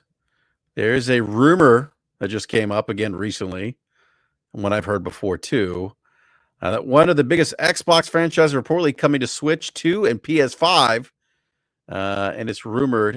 This is oh God, I forget who put this rumor out. Did they credit the person who put the rumor out in this article? Let's see here. Nate the Hate. That's who it was. So Nate the Hate saying that the Master Chief Collection and Microsoft Flight Simulator 2024 are reportedly in the works for PS5 and Nintendo Switch 2. The new versions of both games are said to be coming sometime in 2025. One insider believes way more first-party games are going multi-platform this year. That doesn't surprise me, to say the least. But there's been a rumor for quite some time, though, that the Master Chief Collection was one of those games that was in the works to be ported over to both the Nintendo Switch and PlayStation 5, which, as we know, Halo is arguably Microsoft or the Xbox's biggest franchise. Yeah, it's going to be interesting to see if this actually comes true. I think, again, I'm speculating. I think that it wouldn't surprise me if we see a Halo Master Chief Collection on the PlayStation 5 and Nintendo Switch 2. It wouldn't, but I would still have questions about it. Master Chief Collection. And I wish Slow-Mo was here because he would know this stuff better than I do. But I mean, Master Chief Collection, I don't think is running on the latest version of what is the Halo engine called that Halo Infinite is on, that they're supposedly wanting to get rid of to move to Unreal. Oh, you're talking about the Slip Space engine? Yeah, so it's not running on the most recent version of Slip Space, right? So it's just weird from a software development investment perspective why you would grab an older tech stack to port to new platforms and then for right. I mean, the Halo Master Chief Collection is very heavy multiplayer, right? That's what keeps people immersed in it. So to take on that O&M burden to stand up the additional server capacity for that live service component, and continue to do right the patching, updating, DevOps right for that. That's just it's interesting. I mean, I don't know. Yeah, that's interesting. I would love to know, right, the inside sauce behind that. But the way Microsoft obfuscates anything, right, from a money trail perspective on that, we may never know. What I'm curious about is where do they think that investment gets them, unless you're seeding Master Chief onto other platforms so that you can, right, That's do Halo Infinite later, but maybe bypass Halo Infinite, but put the next big I Halo multiplayer thing built on Unreal on those platforms. that is actually where I was going, Logic. I think this is an introduction of sorts, or to, like you just said, to kind of seed the Master Chief on these platforms in anticipation of the next Halo, which we know is being developed on the new Unreal Engine. Um, I don't know if it's gonna if we're gonna get the campaign necessarily on a PlayStation 5, Nintendo Switch. Do think at the very least you'll see the multiplayer um, Halo experience on PlayStation 5, maybe on Nintendo Switch too, depending on the hardware there. But I, it's hard for me to it's hard for me to swallow this pill that a full Halo game would be on PlayStation. When I say full Halo, I mean the campaign. I But it wouldn't surprise me either. I just say for me, it just makes more sense at least having the Halo multiplayer component, because to your point, the Master Chief Collection really is built around. Yes, I mean they're all the Halo games. There's a lore, but they are the a lot of the old multiplayer maps. I mean, it's like Ryan listed, MCC is fun. I know diehard Halo fans that love playing the Master Chief Collection, love revisiting some of those older, Halo maps, in the franchise. So, but I do agree with you. I think this is kind of introducing the Halo franchise and setting it up for its eventual release on the PlayStation 5, possibly Nintendo Switch too. Yeah, man. Like I would, again, I don't have a PlayStation 5 anymore, but like I would love the idea of playing. I mean, one of my best Xbox experiences of this generation was going back and playing Halo Reach right before Halo Infinite came Ooh. out, because I never played Reach before, but like What'd you think of Reach, by the way, Logic? oh, I loved it. It was one of my favorite Halo games. Halo Reach for me, quite honestly, is like the equivalent of Rogue One for Star Wars. Yes, Yeah. yes, yes. That's a great, yeah. Yeah. It really is. I mean, Reach is great. I mean, Reach definitely exceeds like my feelings about Halo 4 and Halo 5, Mhm. right? And kind of, because to me, Halo for me was really Halo 1, 2, 3. Like all the other, 4 and 5 were just kind of, they weren't the same, right, as the original trilogy. Um, and so Reach kind of feels like it brought me back to that.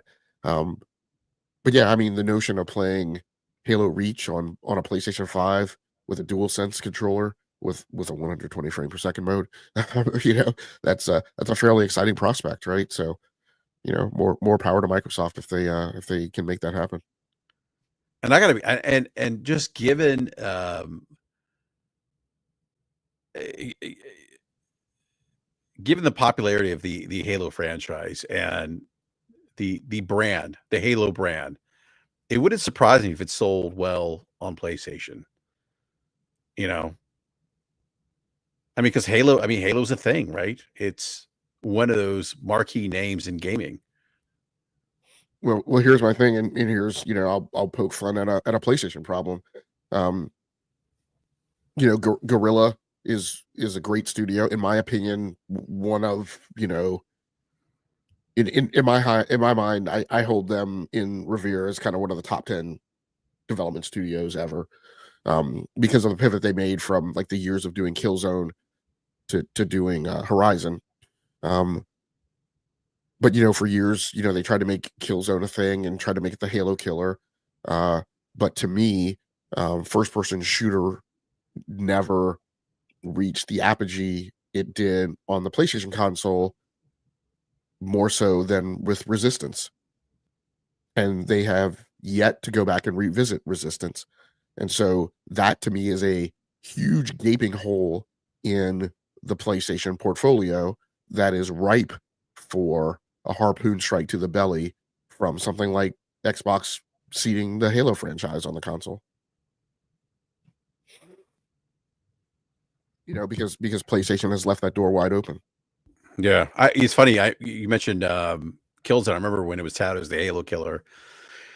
And yes, I used to partake in the console wars and the GameSpot forums before I was a Xbox moderator, a forum moderator at the GameSpot forums. And I remember like that was a big a lot of the PlayStation fanboys back there were like, "Oh, this is our Halo killer." It's like, no, it never was the Halo killer.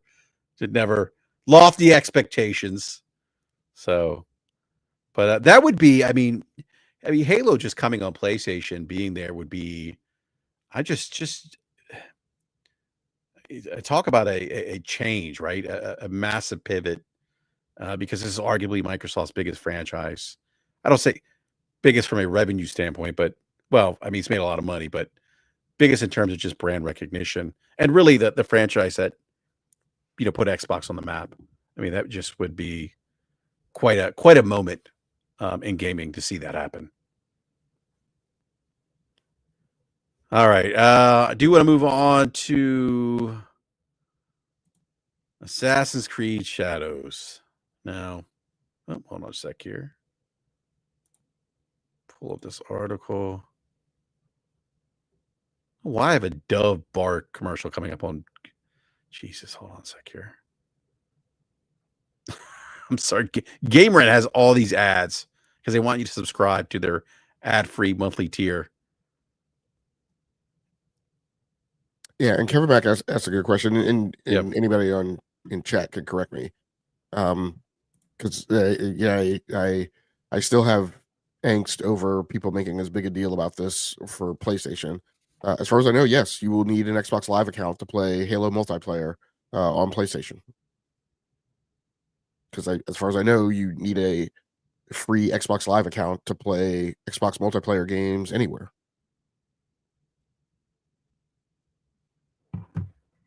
Yeah, that you would do that, absolutely.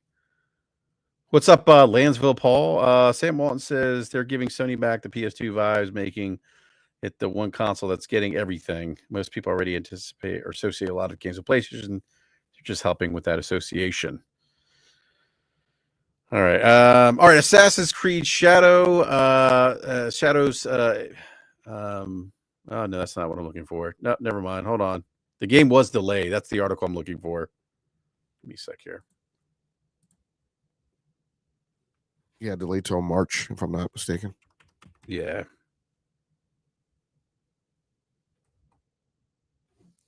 Let's see here. Assassin's Creed. Yeah, do you want me to take this one? Yeah, go ahead, Logic. Yeah, I've got an article pull up here on IGN. Assassin's Creed Shadows delayed again, this time by another month, by Wesley Yin Poole. Ubisoft has delayed Assassin's Creed Shadows yet again, this time by another month. Assassin's Creed Shadows was due out February 14th, 2025, but will now launch on March 20th instead.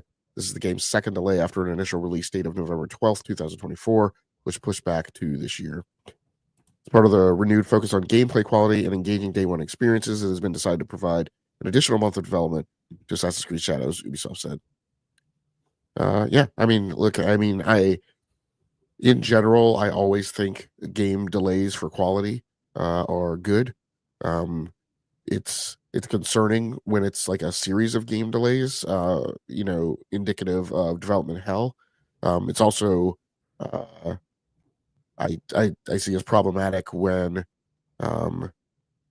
you have these cults of personalities like you have around, let's say, Todd Howard, with the Starfield date, and constantly and making a very big, loud, noisy firework display about like a special heartfelt date, that November date that was originally touted for Starfield, and then them kicking it down the road twice, from that point, which was already a delay if I'm not mistaken. So, but this one where it's, hey, we're delaying the game for extra polish and extra QA.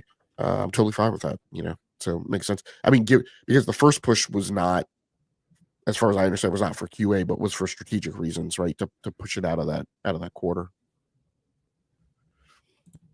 Yeah, I'm all for delaying the game, letting it cook, polishing it. And I think for Ubisoft that they probably really need this one to stick the landing, given some of the financial issues, some of the challenges they've had as a business. I know there was There was something went out. Communication went out from one of the, I forget the head of Ubisoft. What's his name? One of the brothers. Yves Guillemot. Yeah, Guillermo.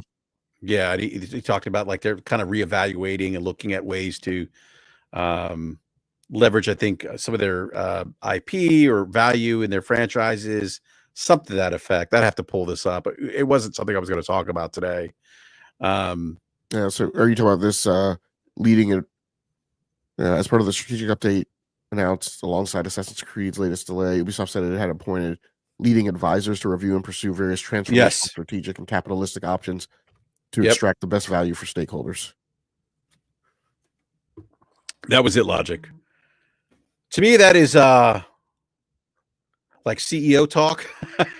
So, what do you like reading that? Like, what's your interpretation of what he's saying there? I didn't really have time to interpret it. Yeah. I mean, it says right here in the article that's a lot of Mhm. corporate speak that hits on a potential sale. The follow-on statement is this process will be overseen by the independent members of the board of directors. The company continued. Ubisoft will inform the market in accordance with applicable regulations if and once a transaction materializes. So, I mean, it says it right there that they're talking about Yeah, a yeah, sale. yeah. That's what it seems like to me. A sale. A sale to who? Be interesting. I know Tencent. Does Tencent has a stake in Ubisoft? If I'm not mistaken, correct? So they have a stake in Ubisoft, but more importantly, and I think Slow-Mo talked about this when he was on Mhm. last time, they have a, I would say more, I would say I'll call it more impactful stake in the holding company that holds the shares in Ubisoft with the Guillemot brothers. So Tencent has its own stake. The Guillemot brothers have a holding company that is an LLC that holds the value shares for them in Ubisoft. So that's a protective market dispositioning thing that you do, so that if say somebody was to come after, let's just make up something wild and crazy, and please let me foot stop the fact that wild and crazy, super making an example, way out in speculation limbo, so that nobody sound bites this and says, well, Game Logic said that, blah blah blah blah blah. Let's just say Yves Guillemot had a bastard son, Jon Snow, right? Born, Oh man. right? Who came out of nowhere, some island in the Pacific, and said, "I'm the long lost son of Yves Guillemot." Uh, and I have a, and I'm suing him, right, for some ridiculous thing. That instead of going after him or the brother directly, if they held the shares themselves personally, but instead you abstract that into an LLC, so it's not really considered your part of your net worth, but that's the corporation's net worth.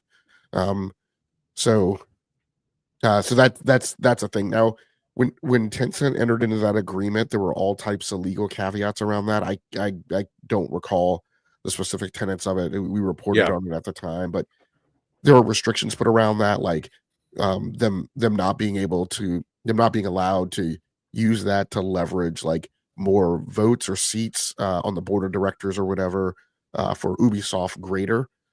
So there was like a holding pattern around that, or something that was supposed to be kind of a keep out time box by which they couldn't use that to leverage acquiring Ubisoft directly themselves, Tencent.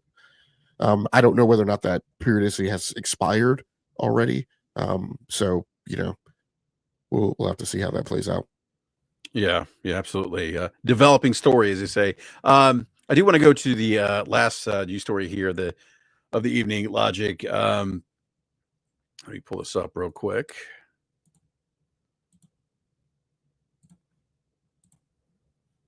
Xbox did announce their next developer direct.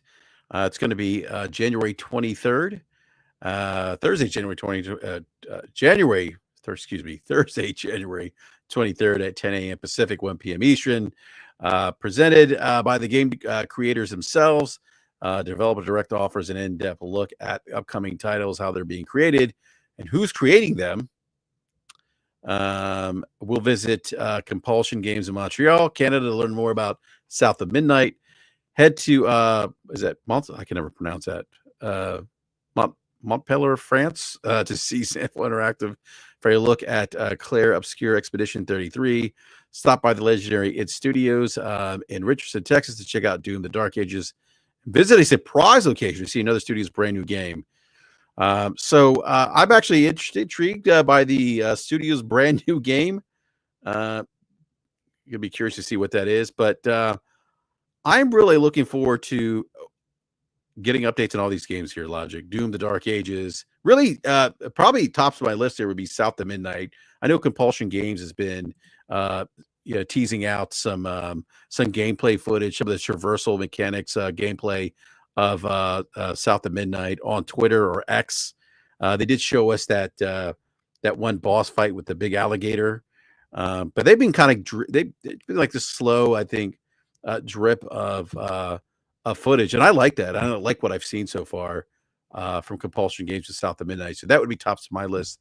And now, Claire Obscure Expedition 33. That is that's that turn-based RPG, if I'm not mistaken, correct? Yeah, yes. Okay. It's yeah.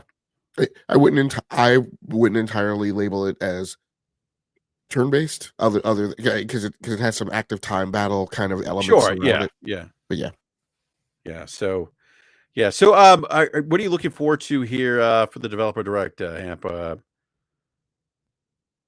all of it. All of it, yeah.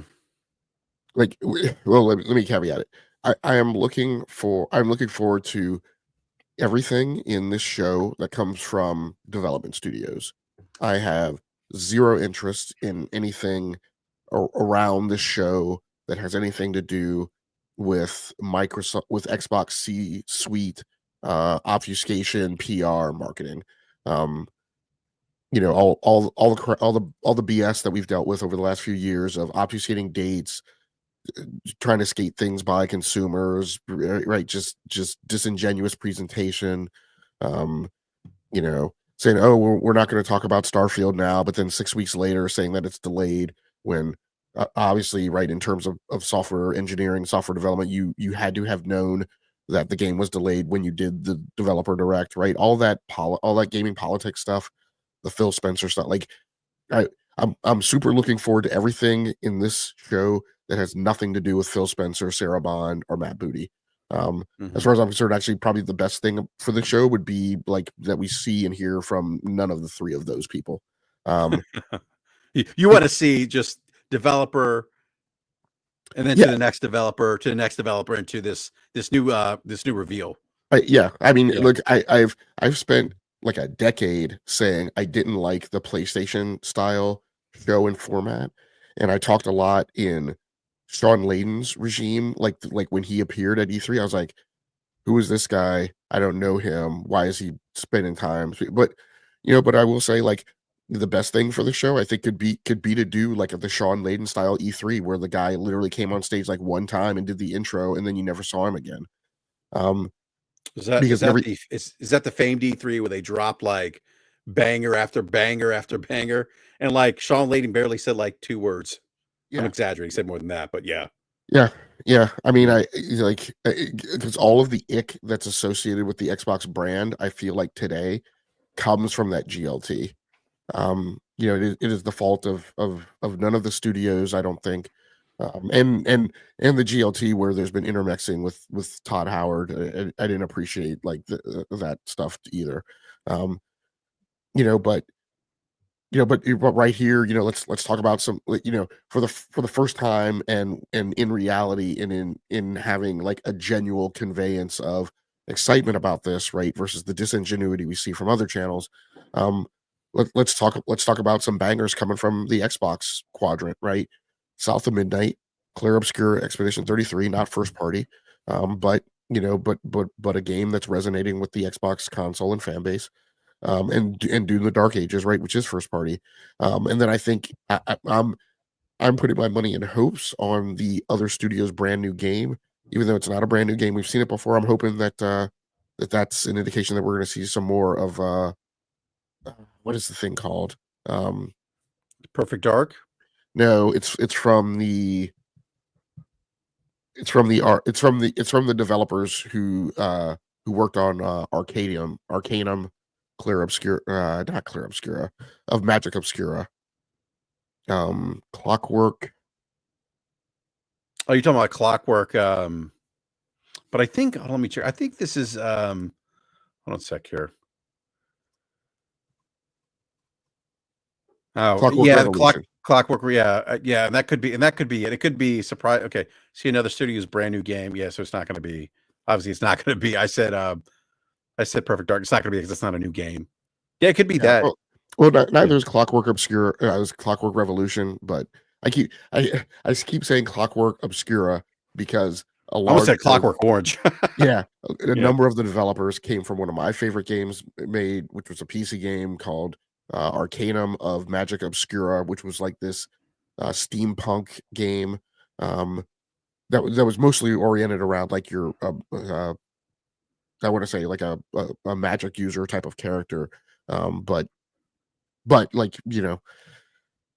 but yeah, I'm hoping to hear more about that game. But the other reason I love the developer direct is because this is also the format of show that I like. It is probably the console show that skews most towards the Ubisoft style show, which is and I know other people don't like it. Maybe I'm weird in that way. Maybe it's because I work in software development, but it's because the developers, right? It's the developers, right? The developers come out, they speak and convey to you what the spirit of their game is, what they're trying to convey, the story they're trying to weave, what they tried to accomplish, and that's who I want to hear from. Like I don't want to hear a lot from corporate executives anymore. I want to hear from the developers. Anthem, right, had its nosedive and was probably one of the biggest, crash and burn case studies now in development. But that E3 where it was, Casey Hudson sitting out with his creative leads and his writers and stuff on the stage doing the long deep dive on Anthem. Like I love that kind of stuff.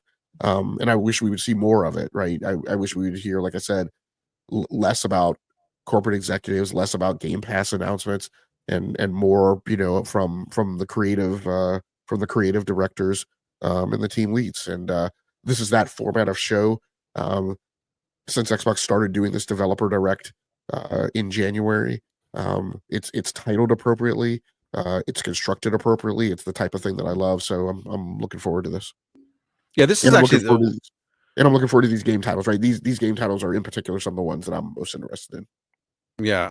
I've actually enjoyed the developer directs because they have been more focused on developer of the games. And again, like as I mentioned, I'm looking forward to all three games in this case. And I think it's going to be I think it's going to be a good show. I really want to learn more about South of Midnight. That game, from what, and I love how Compulsion has really given us little morsels of information on social media. They've shown us some gameplay. I'm hoping they stick the landing. I hope it's a good game. But I certainly am liking what I'm seeing so far.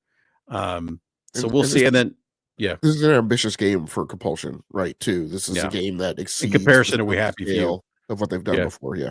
yeah, especially with the last game, We Happy Few, absolutely, yeah. So I'm not so sure how I feel about Clockwork Revolution. I'm kind of on the fence. Looks interesting, just not sure. I probably need to see more. But I'd be happy if that was a game they showed more of, because that's something that I'm like, artistically looks very interesting. But I'm not sure if I'm really I'm not sure if it's one of those games going to be on my radar just yet. I want to see a bit more. All right. Dark Lord Alu says, yes, we did talk about the delay of Assassin's Creed. So you just missed that actually when you jumped on the show. I mean, our basic take was we think it's a nothing burger, Dark Lord. Yeah, and I also said I let it cook. I think this is a big game for them. I think they really just stick the landing on this. I mean, Especially if there's a pending sale. yeah. I mean, I hate to put it this way, Yeah. but it could be the last like pure Ubisoft game published that we really, that we'll see, right, in terms of kind of the way we've known Ubisoft. Yeah. they get sold, I wonder what that means for Splinter Cell, because Splinter Cell was a game that was announced, and we haven't heard anything about Splinter Cell. So, Well, BRAP, if Xbox buys them, that means all those old franchises will come back because because of Game Pass money. It just means that they'll be able to put development teams on passion projects and not have to worry about revenue. Yeah, people were upset. Speaking of Game Pass, people are upset about what Christopher Drink said at. I'd have to pull up the article. So the effect of Christopher Drink said when asked at he was at a what was it? There's some event he was at. Somebody asked him about the cannibalization or impact of Game Pass to retail sales, and he says in the effect like 80% cannibalization for Xbox games and Game Pass, something to that effect, and people lost their shit over that. Got upset at Christopher Dring. It's like, guys, look, we know there's cannibalization. It's just a thing. But people running around saying, oh, yeah, it's just false narrative or it's just dumb narrative. And I'm like, I don't think it's dumb. It's just, it's a thing that's there. It's a data point. You shouldn't get upset about it. It's the nature of the beast of Game Pass. You're going to have instances where game sales are going to be cannibalized because people are not going to be buying games because they're in this subscription. It's just natural. If you get a game in Game Pass day and date, why would you buy it? And I said, look, people are like, oh, there's developers who say it's great. Yeah, Game Pass is going to be great for some developers, and for other developers, it's not going to be so great. And we talk about Strauss Zelnick. I know you're a fan of Strauss. Strauss has said, look, for AAA games, the subscription services day and date don't make sense. Per the cannibalization of premium game sales. It's a thing. It doesn't mean that Game Pass is the devil or this evil thing. It's just a reality of Game Pass. I honestly think it's going to work for some developers. For other developers, it may not work. It's going to work for some games, and for other games, it won't. And it's something the industry, I think, is just figuring out right now. Yeah, and again, I don't know what people are being upset over. Like, because he said cannibalization. Like, again, like saying a truth, right? That is a thing. Isn't like, I don't know. Yeah, it's just weird. Again, I'll go back to, if it weren't for Game Pass, we probably wouldn't be sitting here still talking about Xbox, right? In terms other than like the way we talk about Sega. So, they've pulled out all the stops. They've done the things that they've needed to do to remain viable components of the industry. But what is what is. Yeah, I'm trying to pull up this. So this was in a Q&A that he talked about this. Let me pull this up here real quick.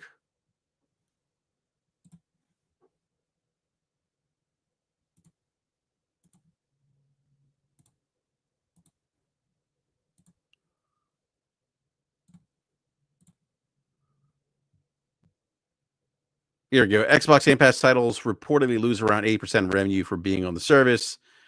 This is let's see here.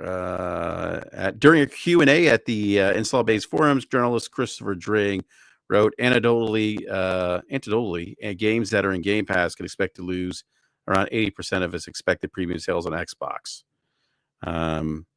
He said that's the figure that gets thrown around. It's less if it's a big mainstream release, but generally look at how Hellblade 2 charted, or where Indiana Jones came, or even Starfield. Game Pass clearly hurt sales of those titles on Xbox. Dring did suggest that a specific game's presence on Game Pass can bolster sales of particular titles on other platforms like PS5. Dring concludes the thought on Xbox Game Pass with, I'm actually torn on subscription.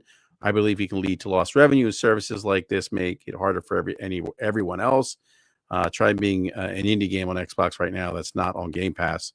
So while Drink mentions the Game Pass cut at 80% of premium sales figures, some of the lesser known indie game developments may not have been found if they were not on the Game Pass service. So he talks about the benefit of that too. Like, there's some smaller games that may have not been found. Like, there could be a knock-on effect, right?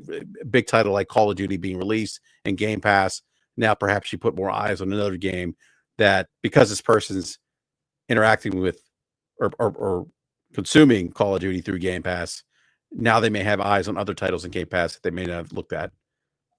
So, and how many times have I said that exact statement? Yeah. Like you're an indie game, right? We talked about this last week when we talked about juice, right, being worth the squeeze, and like strategic decisions that developers and development studios and indie studios, publishers have to make.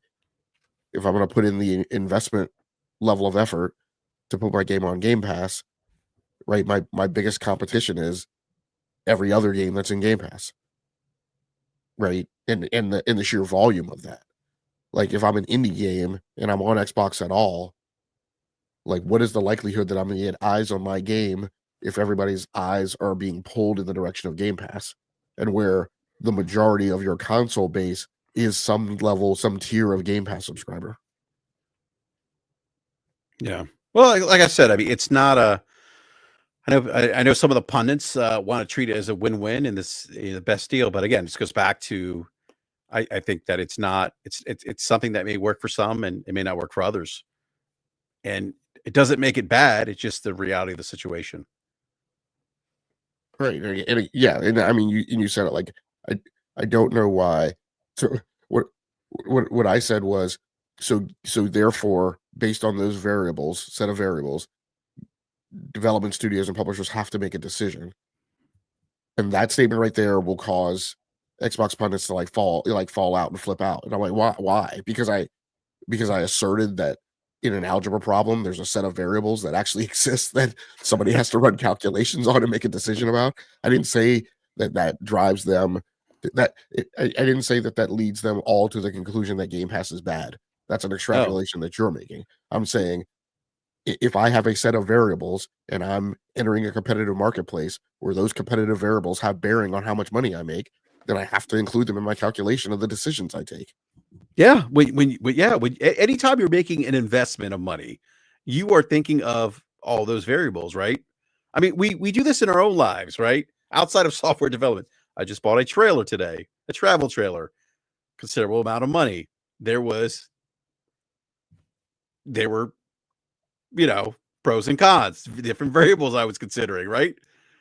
I mean, Who was that choice going to make happy? Who was that choice going to make not happy? exactly. What happens if I say no? How many weeks will I be on the couch? No, but I mean, really, I mean, but these are exercises that people have daily in their lives. What makes you think that when you're spending millions of dollars that you're not having those same exercises as a software developer or a CEO or the head of a studio, right? I mean, you're doing the same thing. Yeah, we tell these guys every time that they complain about something. I'm like, yeah, but your choices are to not buy it, right? You have other options on the market. Like, like again, you're making those same choices and those same decisions every single day. Like, am I going to buy a thing? Am I not going to buy a thing based on the level of happiness that it derives me? What are my options? Am I going to get close to the same level of happiness for a cheaper price? And maybe that's the choice I make. I'll tell you what, Logic. I keep saying this every week. I'm going to get one of those drinks that you have, the energy drinks, but I always forget. You drink the same flavor every week because they have different ones. No, I just haven't run out of these yet. Okay, I got you. Yeah. My I think my go-to is the Swedish fish one. That's my favorite. Yeah, and then there's like the Sour Patch Kids, and there might be another like a creamsicle one too. I think, but anyhow, maybe I can get to be a sponsor for the show. Do some free advertisement for them. So, all right, that is all we have tonight for topics. Logic, anything else you wanted to quickly discuss before we wrap up? No. I did want to get to the 50 series cards, but Slow-Mo's not here because that came out today, or not today, but earlier in the week at CES. So, Are you is that a direct insult, or are you trying to like right no, by what's that? insinuating I couldn't cover it? Oh no, not at all. No, I just to get his perspective too. You guys are more of the subject matter experts on the GPU front, and so it would have been nice to have your perspective, his perspective. You guys talking about the GPUs. Yeah, I mean, I think the big thing, my big takeaway, and shout out to Ramon Terrell, who really kind of, because I was deep in the throes of being sick earlier this week when Ramon reached out and kind of gave me the debrief, the download of the CES keynote from Brother Jensen. Um, You refer to him as Brother Jensen. yeah. Hey, he's more leather jackets. uh, I mean, my big takeaway is, because I've seen a lot of the, the grousing about the price of the 5090. Um, look, my feeling is I think a recognition that should be made is the same. This is very analogous to the same thing I said about the Apple Vision Pro, and a lot of the, again, I will point back to, again, the Xbox pundits who are aligned in the Microsoft camp, and therefore seem to need to also throw shade at the Apple Vision Pro. It's just because it was Apple. Like, I don't get it. Anyway, but like, what I said at the time was, Apple Vision Pro is not a consumer product. Like, this is not pointed at the same person that they're pointing the MacBook Air at. So by the same token, I don't think we should think about the 5090 as a consumer level product anymore. At where it's priced, it is priced where it is. But like, look, Nvidia didn't price it at that tier because they were concerned about not selling it to enough gamers.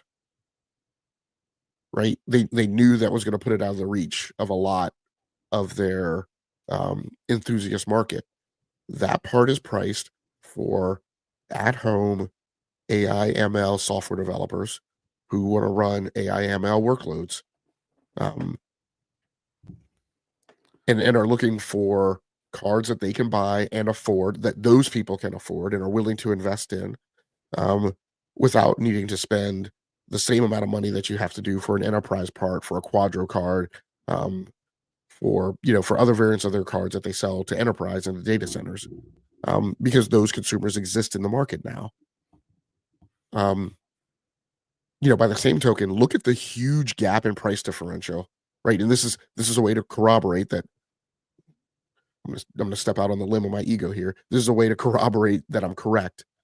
Look at the huge gap that they've left between the 5080 and the 5090. That is not their normal pricing strategy. Their normal pricing strategy puts tiers and brackets of products at intervening price levels so that there's something for everyone. They don't leave a huge gap like that. Because what does a huge gap like that do? You have AMD and Intel who could just throw all sorts of products in a gap that big. That gap's big enough to drive a truck through. You never see that from Nvidia before. So again, I would look at that 5090 and say that that's not a consumer level part anymore. But the offset for that is, you have the 5080 available at $1,000. That's less than the 4080 was MSRP. That's the same price that the 4080 Super was. You have an incredible card with incredible performance. I'm assuming that, right, that the benchmarks are going to be commensurate. You have an incredible card with an incredible amount of performance coming in at $999. That's huge, and leaves a lot of space if you want to wait for what's going to happen with a 5080 Ti and a 5080 Super. So that's pretty impressive. So to me, don't spend a lot of time on Twitter grousing about the 5090 price point, because if you're grousing about it, then it wasn't made for you, right? If you have to ask how much the card is, then you can't afford it, right? I can't afford a 5090. I'm not buying a 5090, right? I bypassed a 4090 because 4090 was at $2,000 MSRP, but that's definitely what it was selling at retail, right? In terms of its availability. So, note it, look at it. Don't spend a lot of time grousing about it or yelling, shouting, and screaming at Jensen, because Jensen will just go buy himself another leather jacket. Like, he don't care. If he cared, he wouldn't have put it at $2,000, right? So, Yeah. But look, I mean, look hard at these 5070s, the 5070 Ti, the 5080. I mean, the touting right now is that they're going to offer a heck of a lot of performance. You have more SKUs coming to market concurrently than I think we're accustomed to, particularly last generation. Coming off the pandemic supply shortage. Typically, It's a good what we point. see is, It's a great point. typically what we see is kind of core stock cards come out, typically like an XX60, XX70, XX80, XX90. You typically do get those 4 cards at those performance tiers. You typically get the laptop parts that lag behind that by probably 6 months. And then you get rolling waves thereafter, right? We're getting laptop parts that are coming out right now at launch. We're getting the 5070, 5070 Ti and 5080. Now, granted they've played some kind of weird, like, farkling around branding with those. I mean, we had the whole thing of what was it, the 4070, 4080, was it the 4070 Ti that was then actually deprecated from the SKU listing, and then some other part came out like that should have been what that part was originally called, or whatever. So yes, they're playing 3-card money with like the branding titles, but the point is that they're seeding cards at a good number of tiers. I'm hoping that the desktop parts will fill out, rather quickly. And I think that's what we saw with last generation, right? We originally only got the 4080 and the 4090, but the rest of the SKU product line filled in pretty quickly thereafter. And like I said, we're getting laptop parts right up front here, which normally isn't the case. So I think we're seeing pretty healthy rollout, and hopefully we won't have a big paper launch. So Nate said, I'm waiting to see AMD undercut them and show off RDNA where they need to. Yeah, they need 9800 X3 of GPUs, and that's a great sentiment. I wouldn't hold my breath for that. I don't think that's what's happening. We didn't see that last generation.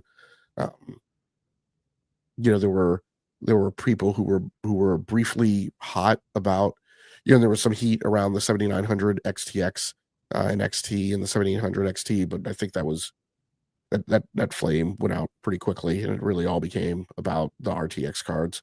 And I'm expecting to see the same thing. I think AMD's next big hold on the market, might come from finally collapsing their architectures, and removing RDNA and really making it UDNA, and hopefully maybe we'll see some lifts and some optimizations that come from combining the technology stacks between their consumer line and their enterprise line. But I mean, in my mind, like these 9000 series cards will kind of be, I mean, no offense, but they're kind of the Xbox of the GPU lines on PC.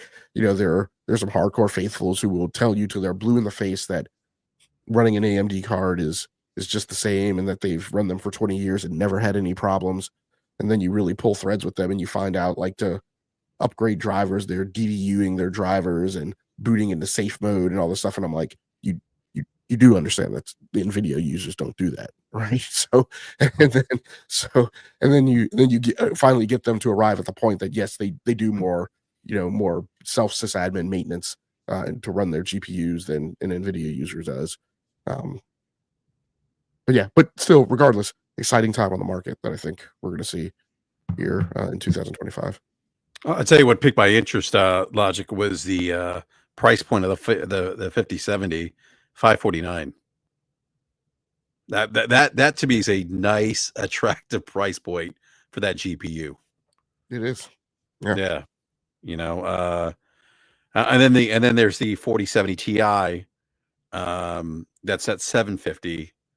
The 5070 Ti, right? Yeah, 5070 Ti, yeah. Yeah, that has 20 gigabytes of GDDR7 memory as opposed to the 12 that the 5070 has.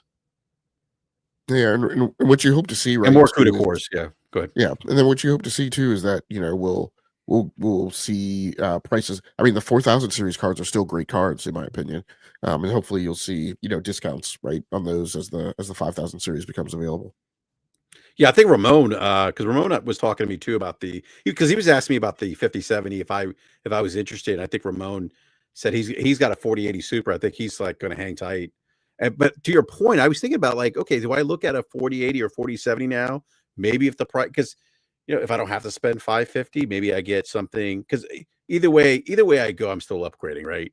Because I have a 3070 right now. You know, I know Slimo was saying if you have a 20 or 30 series, the 50 series is a good GPU to upgrade to. Yeah, and I don't necessarily disagree with that. But, I'm juggling different variables now, Logic. I just made a big purchase. So I'm going to factor that into the equation.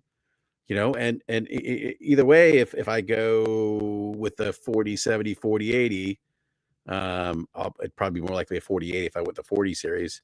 If it's cheaper, yeah, it might be something I consider. I don't know. We'll see.